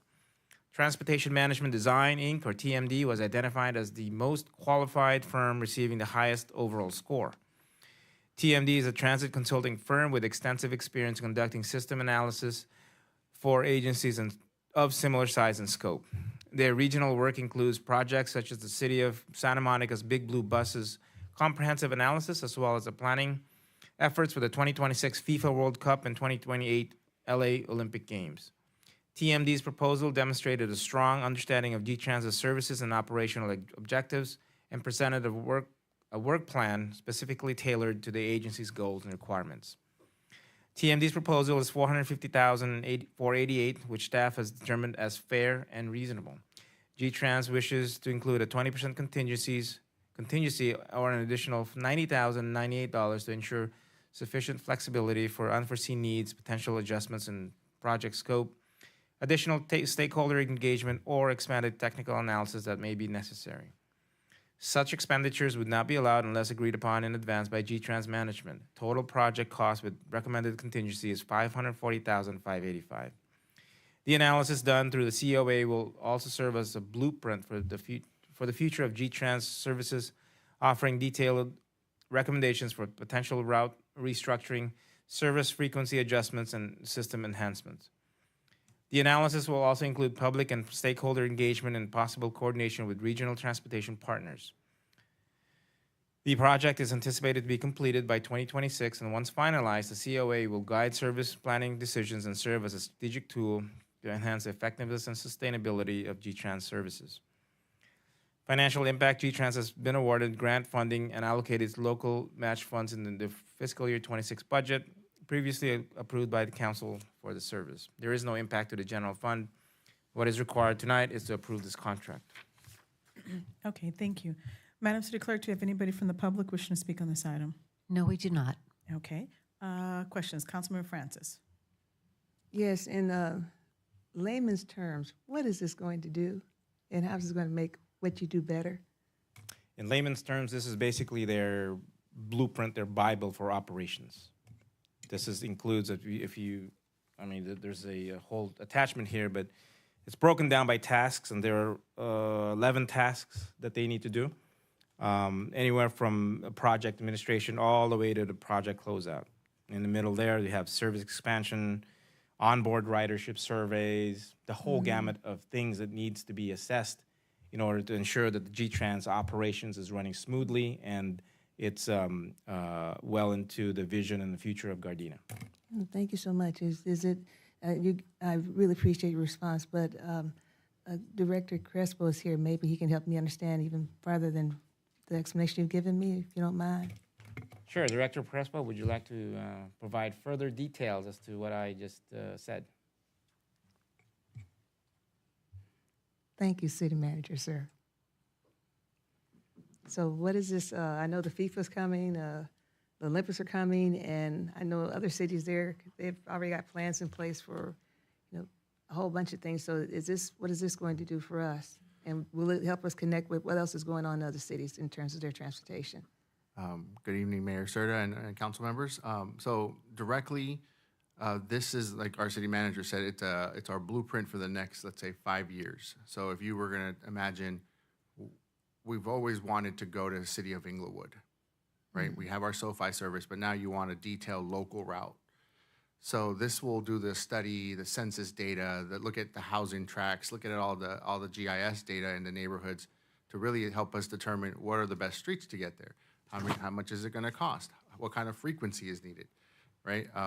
Another big positive thing from TMD is they were hired by LA Metro to help with the World Cup planning. Mm-hmm. So we've worked with them, and a lot of that World Cup knowledge of what they're doing to plan is some of the design work that we're looking to do for the World Cup. But this is really our future for transit.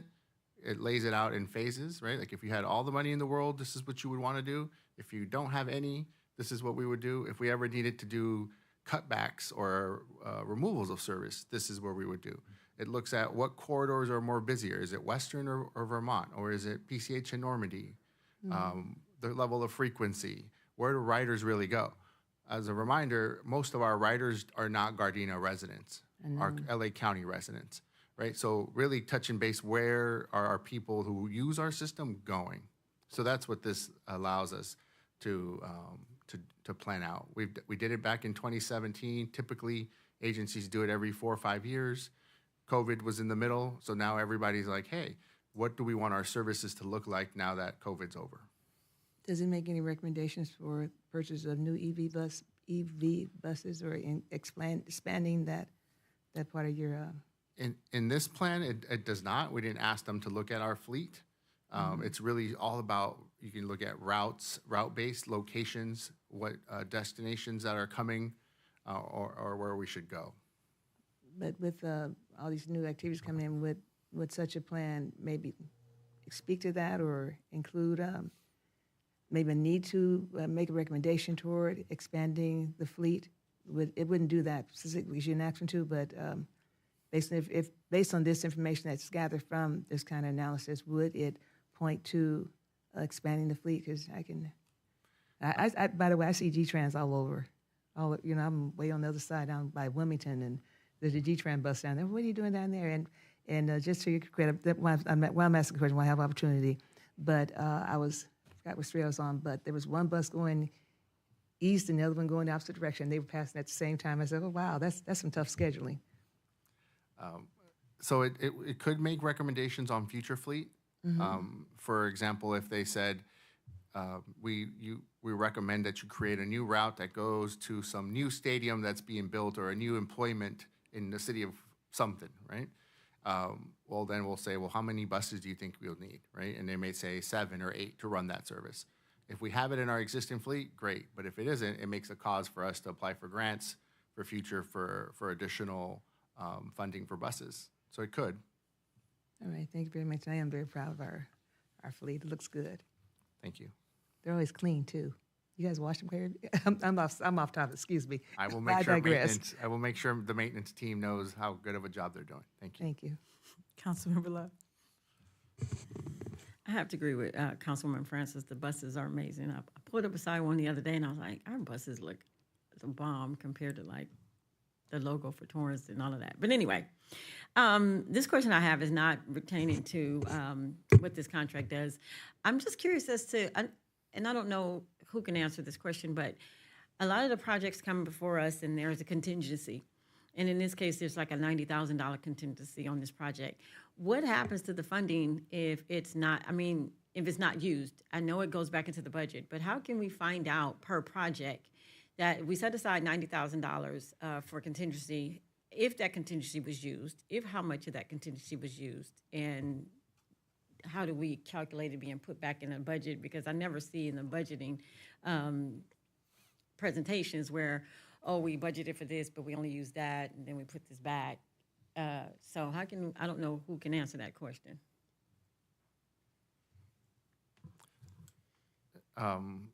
If I may, I can at least speak for G-Trans. Typically, since it all comes from different funding sources, right? It really just goes back to that same funding source that we have. So we don't give the money back to another entity. Right. But if we only had $100 planned for the project, we only spent $95, that $5 gets put aside, and then usually it's used for the next project that could be used, those $5 plus whatever funding to make a new project. So how can we find out, because how do you even calculate what the contingency amount should be when you're looking at a $450,000 project with a $90,000 contingency? How do you calculate that $90,000? And I'm not just putting you on the spot for this contingency, but I'm just asking in general, how does the contingency amount come about? And then is there a way for the community to track the contingency funds, whether they're used or not used, or whether the contingency amount that was set aside was more than what really should have been set aside, or less, or how do we monitor the contingency funds? Specifically, I guess you could say, overall, each department, depending on the size of the project, construction projects, you could typically see that you're going to see a little bit higher contingency. there's a lot of unforeseen costs, like you just saw in some of the presentations. Typically, departments are in the 10 to 15% range. I think that's what we've been really consistent about. So if you see a $500,000 project, it's pretty easy to say 10 to 15 or 20%. Sometimes there's depends on the trait, right? If we know that on average, consultants are charging $300-400 an hour, we may have some cushion there in case there's some new things.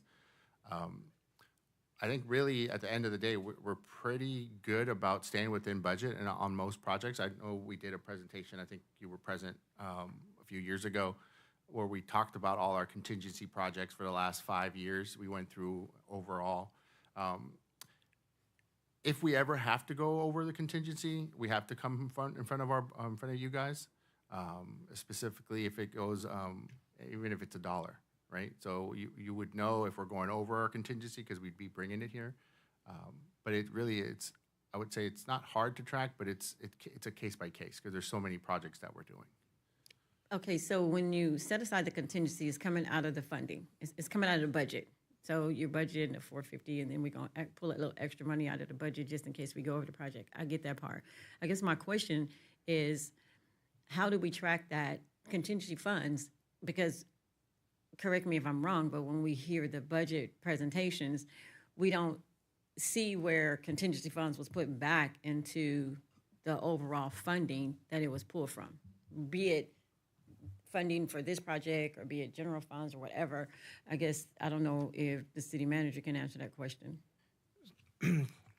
Councilmember Love, that's an excellent question. To answer the first question about how do you determine a contingency for a particular project? And the answer to that question is it depends on the project. Some projects are very, very simple, and we apply a 10% contingency just in case something goes awry and we don't have to come back to you and ask for further funding. Some projects are very, very complicated. The roof that you just approved, we don't know what we're going to find there. Right. So, we kind of bump up the contingency. Sometimes study like this that Director Crespo brought before you, it's very comprehensive, it's very big, so we don't really know what we're going to uncover as far as additional work that needs to be done. Because we have, as you know, you have to go to the public, we have onboard writers, surveys and whatnot. Right. Very complicated, within the scope of 20% contingency. Mm-hmm. So the other question that you had is, how do you know if we went over and under, and where does the money go? So when you approve the budget, that's just one side of the finance process, if you will. You approve a budget, we say we're going to spend this much, and we're going to do the project. At the end of the year, there's another document that we present to you, which is the comprehensive annual financial report. It has all of the projects that we finished, including all of the expenses that we've done. It's already audited, prepared for you to review, and we present it to you and we ask questions. Do you have any questions? At that point, we present the finalized expenditures that we spent per department. Now, specifically for Public Works, you see from time to time we have an NOC, a Notice of Completion. When we bring an NOC to the City Council, we'll tell you this project is finished and we spent X amount of dollars. And then you'll see whether or not the contingency was used, or we penetrated to the contingency, or we exceeded that. We would have gotten back to you and then required additional approval if we penetrated and exceeded the contingencies. So those are some of the ways that the public can learn as far as what we spend and if we ever use the contingencies, and what happens to the money after the project's complete. Did it go back to the funds? Did it, it's all sorts of things. So maybe essentially, that's essentially what the life cycle of your expenditures. If you let me rephrase my question, and Director Crespo, you've answered the questions that I had for G-Trans, but I guess this would be a question for the city manager. Again, you set aside $90,000. That was a part of the budget that we've already approved for contingency. You set aside $90,000 for contingency, and that $90,000 was included in the budget that we approved. But then you don't use that $90,000, and you're saying that it goes back into the funding. But I'm not sure, I don't remember, when I look at these budget presentations where we're looking at a revenue that is generated where that funding was taken out of and now it's put back in the budget presentations. So I'm not questioning the percentage or how you're calculating the contingencies. I get that part. But my question is, in accounting, when you add an additional extra amount of dollars just because we might need it, but then it's not used, then that should go back into the general budget. But thinking back on budget presentations, I don't ever remember seeing where there is a line item or an income coming back where we set aside $1 million for contingency over the year, looking at all of the projects, and we only spent half of that. So we're looking at all of the income that we used from sales tax and property tax and all of that. But I don't remember ever seeing a line item saying that we budgeted in 24, 25 for this amount, but we only used that amount, so that came back. So it wouldn't be in the budget presentation, it would be in the audited financial presentation, which is the comprehensive annual financial report. Okay. Just before we submit for the budget award. The auditors look through perhaps every single expenditure line item we have because the dollar amount is just so large. It penetrates their materiality level. So if the next report that we give you, which is the comprehensive annual financial report, we're going to give you a CIP report. If it's not clear in the past as far as what we spent and if we included the contingency amount like a separate line or a column, we can do that. We can include the contingency and let you know whether or not it penetrated or used the contingency amount. I have to look back and see where we presented to you complete expenditure report as far as did we use the contingency or not? I don't recall at this point. Yeah, and that's what provoked that question is because the entire time I've been sitting on council, I know we're always discussing contingencies on a lot of the capital improvement projects and the contracts that come before us, but I never hear us, even in the budget or the audit presentations where that funding is put back, how much of that funding is put back. So that's why I'm asking the question. So if you can find that information, I would greatly appreciate it, but I don't. I'll certainly look into it. If we did not bifurcate that category or a dollar amount in the past, we certainly will be giving you a total expenditure amount, but we have to break it up, whether the budgeted amount and then the contingency amount. So you'll see exactly did we use the contingency and why. Okay, thank you. Yeah. Okay, Councilman Francis. Excuse me, I was just going to say up until now, it just goes back into the budgets. If you don't spend it, you don't really say you budget $500 for something and you only spend $250. All it's going to show in the budget that you spent $250. It may show as a positive somewhere down the line, an increase, or the money just extra in your budget. But I guess I'm trying to get to is contingency fund is not really it's just like an emergency kind of fund, but it doesn't really get spent unless it's absolutely necessary. And so it wouldn't show. It just show because on here it just shows the whole amount. So I'm sorry. We can. It's okay. So the dollar amounts that you're referring to as far as revenues and expenditures, that's in your P&L statement, which is the profit and loss statements, right? So you have your revenues here and then your expenditures. That is a totally different financial statement presentation as to the balance sheet. So for example, if you have a budgeted amount of $100,000 and you only use $95,000, the $5,000 will go back to the fund, the fund balance. But you don't necessarily see that in the financial statement because there's a conversion entry that happens that converts your P&L into the balance sheet. Yes. Because the balance sheet will ultimately have your ending, beginning and ending fund balances. So, I mean, I can have the Director Beeman, who's back there, to see if we can modify the way we presented in the past so we can show the contingencies and what we used.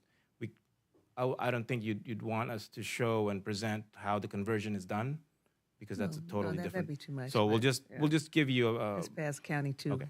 It's just county one and county two. That goes beyond that. So we don't necessarily need all that, but just I think what Councilmember Love is referring to is just want to try and track the money, follow Right. the money trail. That's all. We're gonna check And- if we actually presented a tracking of the contingency. If not, then going forward with we can show that to you.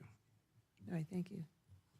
Okay, so at this time, if we can get a motion to approve the contract? Okay, is there a second? Okay, so it looks like it was a motion by Councilmember Francis and a second by Councilmember Henderson. There it goes. Madam City Clerk, will you start the vote?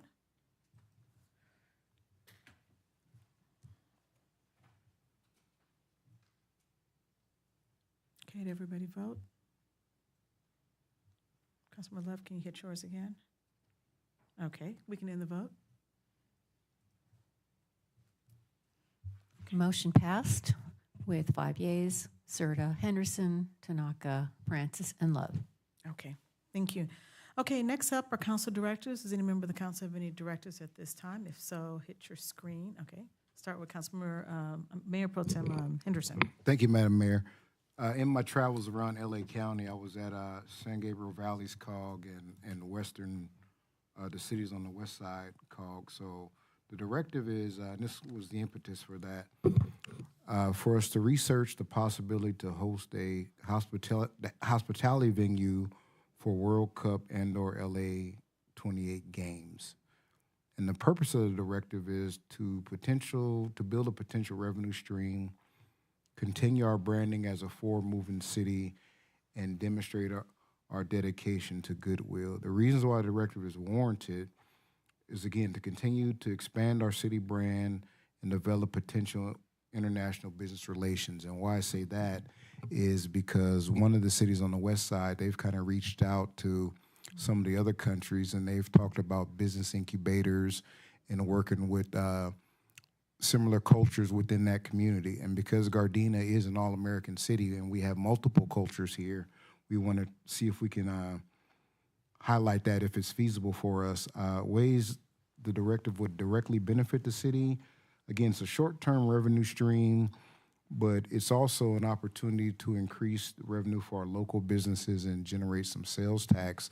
And hopefully, as we develop these international relationships, it's an opportunity to welcome offshore companies from around the world to make home in Gardena. Okay, well, I just hit the screen. I'll second that. And, Yes. okay, go ahead. Is this similar to the same as a fan zone? Because I've been attending some of the meetings for the Olympics and a lot of the events that's coming, and we're talking about the cities that don't have, like Carson and Inglewood and other cities that have venues to host actual games, that they're looking for cities to become what they call fan zones, where people who are into the sports that's being played at the Olympics that may not have tickets to go and attend the game, but they want to be around people that are tennis enthusiasts or cyclists. And so there's a lot of talk about cities becoming what's called fan zones. And if this is not the same thing that you're talking about, then I'm okay with that. But I would like to see the city of Gardena look into becoming a fan zone, especially since we're right in the middle of Carson and Inglewood, which will be hosting some of the Olympic Games. So I was just questioning if Yeah, we can call it a fan zone, yeah. I mean, if you Yeah, can I just mean, it's elaborate the same on what thing. you were saying as far as a hospitality, because there's a difference between, well, I don't know. I can't say it's a difference because the hospitality is kind of vague. And so when you're talking about fan zones, you're talking about hosting events.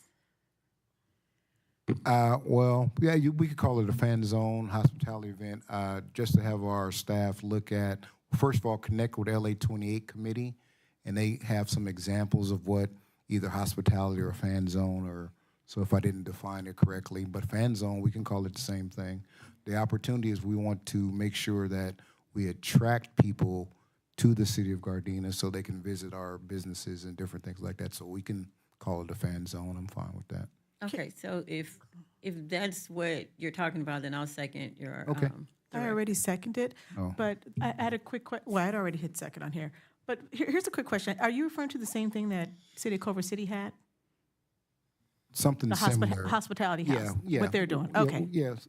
Okay. So can you elaborate on what the city of Culver City is doing? So Culver City, since we're going to put them out there, I try not to put other cities out there. So what they've done is they've reached out to, and I can't remember if it's Denmark or Sweden, I forgot what's the majority ethnicity in Culver City. And what they've done, they've reached out and they've created some hospitality spaces, some fan zone spaces, but more importantly, they've enticed different businesses across the pond to invest in their community, either through a business incubator, some language exchange, or some cultural exchange, and it's actually generating some economics now for them. So if we call ours a fan zone or a Well, hospitality that's different zone, than that's different than a fan zone, because it's similar but not the same. Because you're talking about these other cultures coming into the city to invest into the business aspect of it. Where the fan zones, what I'm talking about, would be more specific to people who just want to be a part of the Olympics and the crowd and the rah-rah and the excitement. So if you don't mind, I would rather make my own directive. That's fine. Okay. That's okay. I've already seconded, so just make sure we write that one up there. Okay, Councilman Bluff, if you want to go into detail with yours, state 1, 2, and 3. Yeah, I would like to make a directive that the city look into becoming a fan zone. The benefit of the city becoming a fan zone would generate funding for our local businesses regarding spending local for restaurants and maybe some of the hotels, and generating more revenue.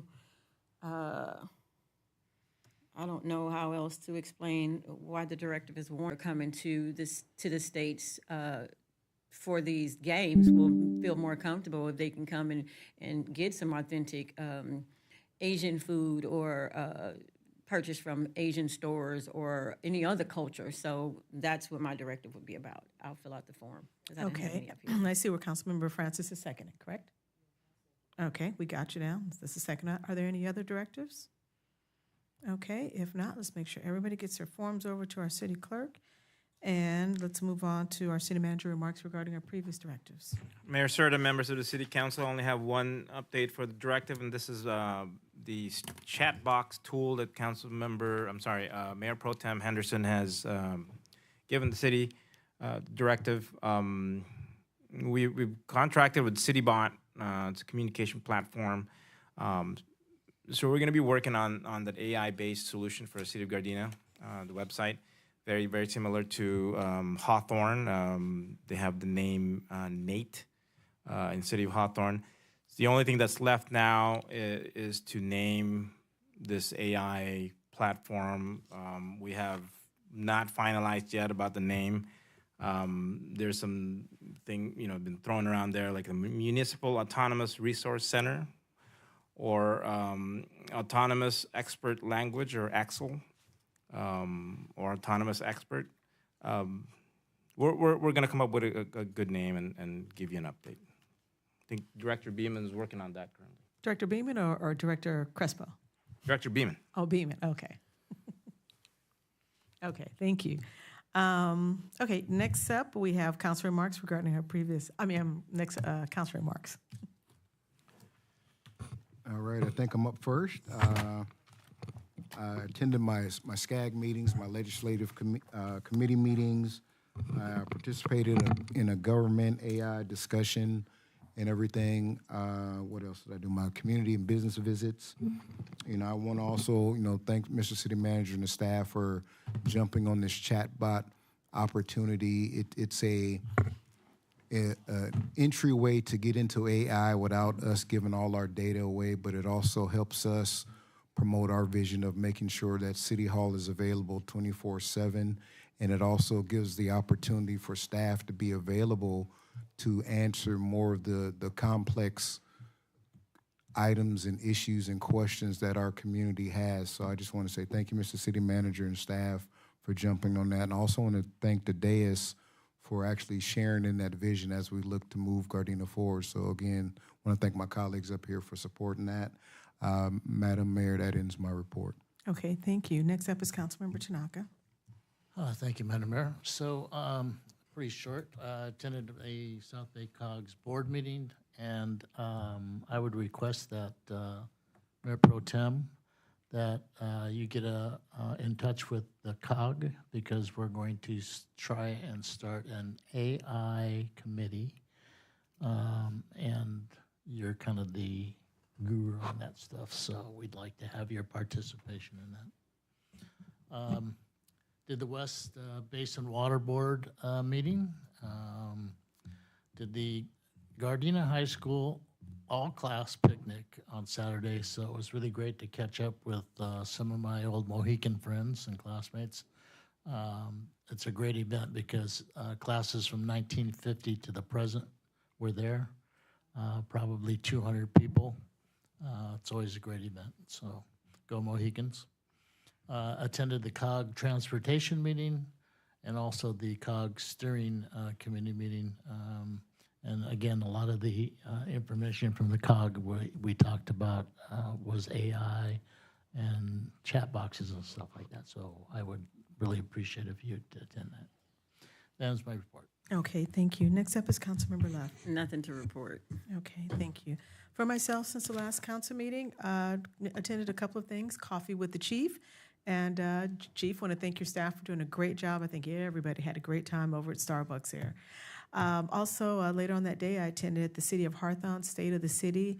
I think it's always great when we get to go to our neighboring cities and just see some of the new things that they're doing. I did take some pictures, maybe still some ideas that maybe we can implement over here. But I'm excited to see our neighboring city doing a really great job. And something I just wanted to point out is they made really good use of their pool. I think they just recently remodeled. And what they did was they had the ceremony right outside the pool. So they had a tent right over the pool, and it almost looked as if it was overlooking the water. It was just beautiful out there. So it was just a suggestion they did with their pool, maybe something we might want to consider. Also, I did my monthly town hall, and I just want to thank everybody who showed up at that. I also attended the first session of the Citizens Leadership Academy, and I'm really excited to see the number of residents who've come out who want to learn more about Gardena. And then I, too, also attended the Gardena all-class event that had happened for all those who graduated from Gardena High School, along with my colleague here. And then on Saturday night, I attended the City of Carson's Cajun and Blues Festival, and that was a really, really great event. So had fun just the past week or so being able to go to our neighboring cities and enjoy some of their great events. And with that ends my report. Next up is Councilmember Francis. Thank you, Madam Mayor. So since our last meeting, I attended our Gardena Beautification Commission meeting, and we're looking forward to our, I believe it's 25th annual Keep Gardena Beautiful Day. Last year we had, I think we broke the record, had about 500, 400 or 500 volunteers out helping to spruce up City of Gardena. And I'm looking forward to even breaking that record again this year. And at the end, it was really, really nice going over to Masukai Park, and you get T-shirts, we had lunch, and we had some DJ music, so that was an exciting time. And I want to give a special shout out to our employees as we recognize the city employees of Gardena. You make Gardena work, you make it roll, and you make it shine, so thank you for that. And also, I got this in the mail. It is the Planning for Gardena's Future. It's a community survey. I don't know if anyone else has received it, but if you have, please complete it. And it has about 6 short questions in listing priority. And it's high, medium, low, where there's a high priority, a medium priority, or low priority for you. And put your name and address on it. And they didn't provide postage for you, so you can either walk it back in. Could have provided postage, but we didn't. So we either walk it back in, or if you see me, I'll take it in for you, but just bring it back down here to City Hall. Would that be all right for everybody, Mr. City Manager? They brought it back here to City Hall? Okay. And that pretty much concludes my report. I'm sure I always walk away thinking I forgot something, but hope to see you all out at Keep Gardena Beautiful Day. Thank you. That is my report. Okay, thank you. And for our announcements, a couple of things here. We have the 24th anniversary of the 9/11 commemoration ceremony, which will be this Thursday, September the 11th at 9 a.m. It will be on City Hall lawn. And for those of you who are watching at home and don't know where City Hall is, the address is 1700 West 162nd Street. So join us for a commemoration ceremony to pay tribute to those who lost their lives during the terrorist attacks on September the 11th. Also, the City of Gardena has our movie night series. The next upcoming movie is this coming Friday night, Friday, September the 12th. The movie is Paddington in Peru. This will be on the City Hall lawn from 7 p.m. to 9:30 p.m. And then on Saturday, we have the City of Gardena's 95th anniversary celebration. This will be on City Hall, the lawn complex here. Saturday, September 13th from 6 p.m. to 8 p.m., where we'll have the Wall of Fame induction ceremony honoring Marcelino Alvarez, Philip Johnson, Michael Safel, Susan Medina, and Woody Woolwine. The ceremony will begin at 7 p.m., followed by a drone show. So we encourage everyone to please come out and help us celebrate those who are being honored at our Wall of Fame induction ceremony, along with our 95th anniversary. And then we also have our Food, Wine, and Brew Festival coming up on Saturday, September 27th from 12 to 7 p.m. This, too, will be on the City Hall lawn. Tickets have already gone on sale. They went on sale in July. General admission is $25. Reserved table is $85. For those who are in the military, past and present, you can receive one free general admission ticket with military ID. Tickets are only available in person at the location listed above, which is at Nakoko Community Center. And those tickets you do have to come in person to get. So all the proceeds from this event benefit the Gardena Senior Services and Alzheimer's Support Center. We also have bingo night coming up, which I know a lot of people like here in our city. Will be on Friday, October 3rd from 6 p.m. to 8 p.m. That too will be at the Nakoko Community Center. There'll be a $20 entry fee, which includes 10 bingo games, $5 additional for each bonus cards. To participate, you must be at least 18 years old. That too, the proceeds go to the Gardena Senior Program, the Gardena Seniors Program. And if you like, you can go ahead and begin registering now for that event. It began in September. And we encourage you to register prior to, but I believe we will accept you if you come on the day of. We also have the City of Gardena's Harvest Festival, which will be Saturday, October the 4th from 10 a.m. to 1 p.m. That too will be at City Hall complex. It'll be entertainment, retail, vendors, music, fall activities, and the kids zone. And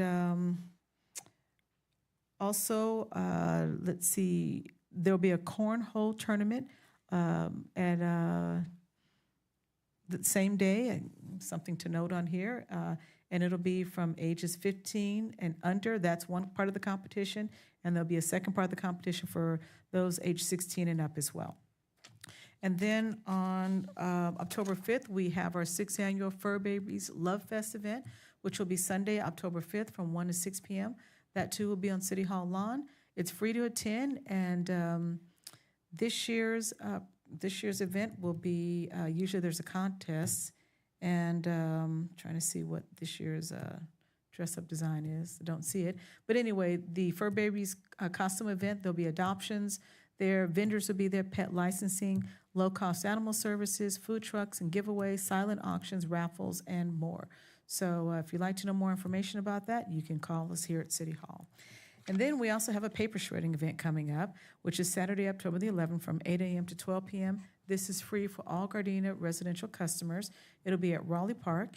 This is an opportunity to bring any of your documents that you want to make sure it's properly shredded. Anything that has Social Security numbers, credit card, bank information, statements, canceled and unused checks, insurance and tax records, and or receipts. So you must be a Gardena resident. You need to show your ID. Drive-ups only, no walk-ins. You have to come in through the Van Ness entrance. And the maximum they'll take is 5 boxes, which are 12 by 16 by 10 per household. All paper will be shredded on site. Shredding may end before 12 noon if they reach a capacity, and no business or commercial waste. So again, if you'd like more information on that, you can call City Hall. So next we're going to move on to our adjournments. Tonight, we're going to adjourn in memory of Dr. Henrietta Smith, who was 83 years of age and a longtime Gardena resident for over 57 years. We're also going to adjourn in memory of Mrs. Adal Louise Omeza, who was 68 years of age. She is the beloved mother of Alexander Carr Omeza, who works in our IT department and is survived by her two granddaughters, Winter and Violet Carr Omeza. As well as we're going to adjourn in memory of Mrs. Wilhelmina Mina Wilfier, passed away peacefully at the age of 93. She was a 60-year resident of Gardena. We're also going to adjourn in memory of Gabriela Antonio Bravo, who was 34 years of age and a Gardena resident. She leaves behind a 3-year-old daughter along with family members. So at this time, we will move to our adjournment. Adjournment. So the Gardena City Council meeting will adjourn to the closed session portion of our City Council meeting at 7 p.m., followed by the regular City Council meeting at 7:30 p.m. on Tuesday, September 23rd, 2025. So at this time, we are adjourned. Thank you.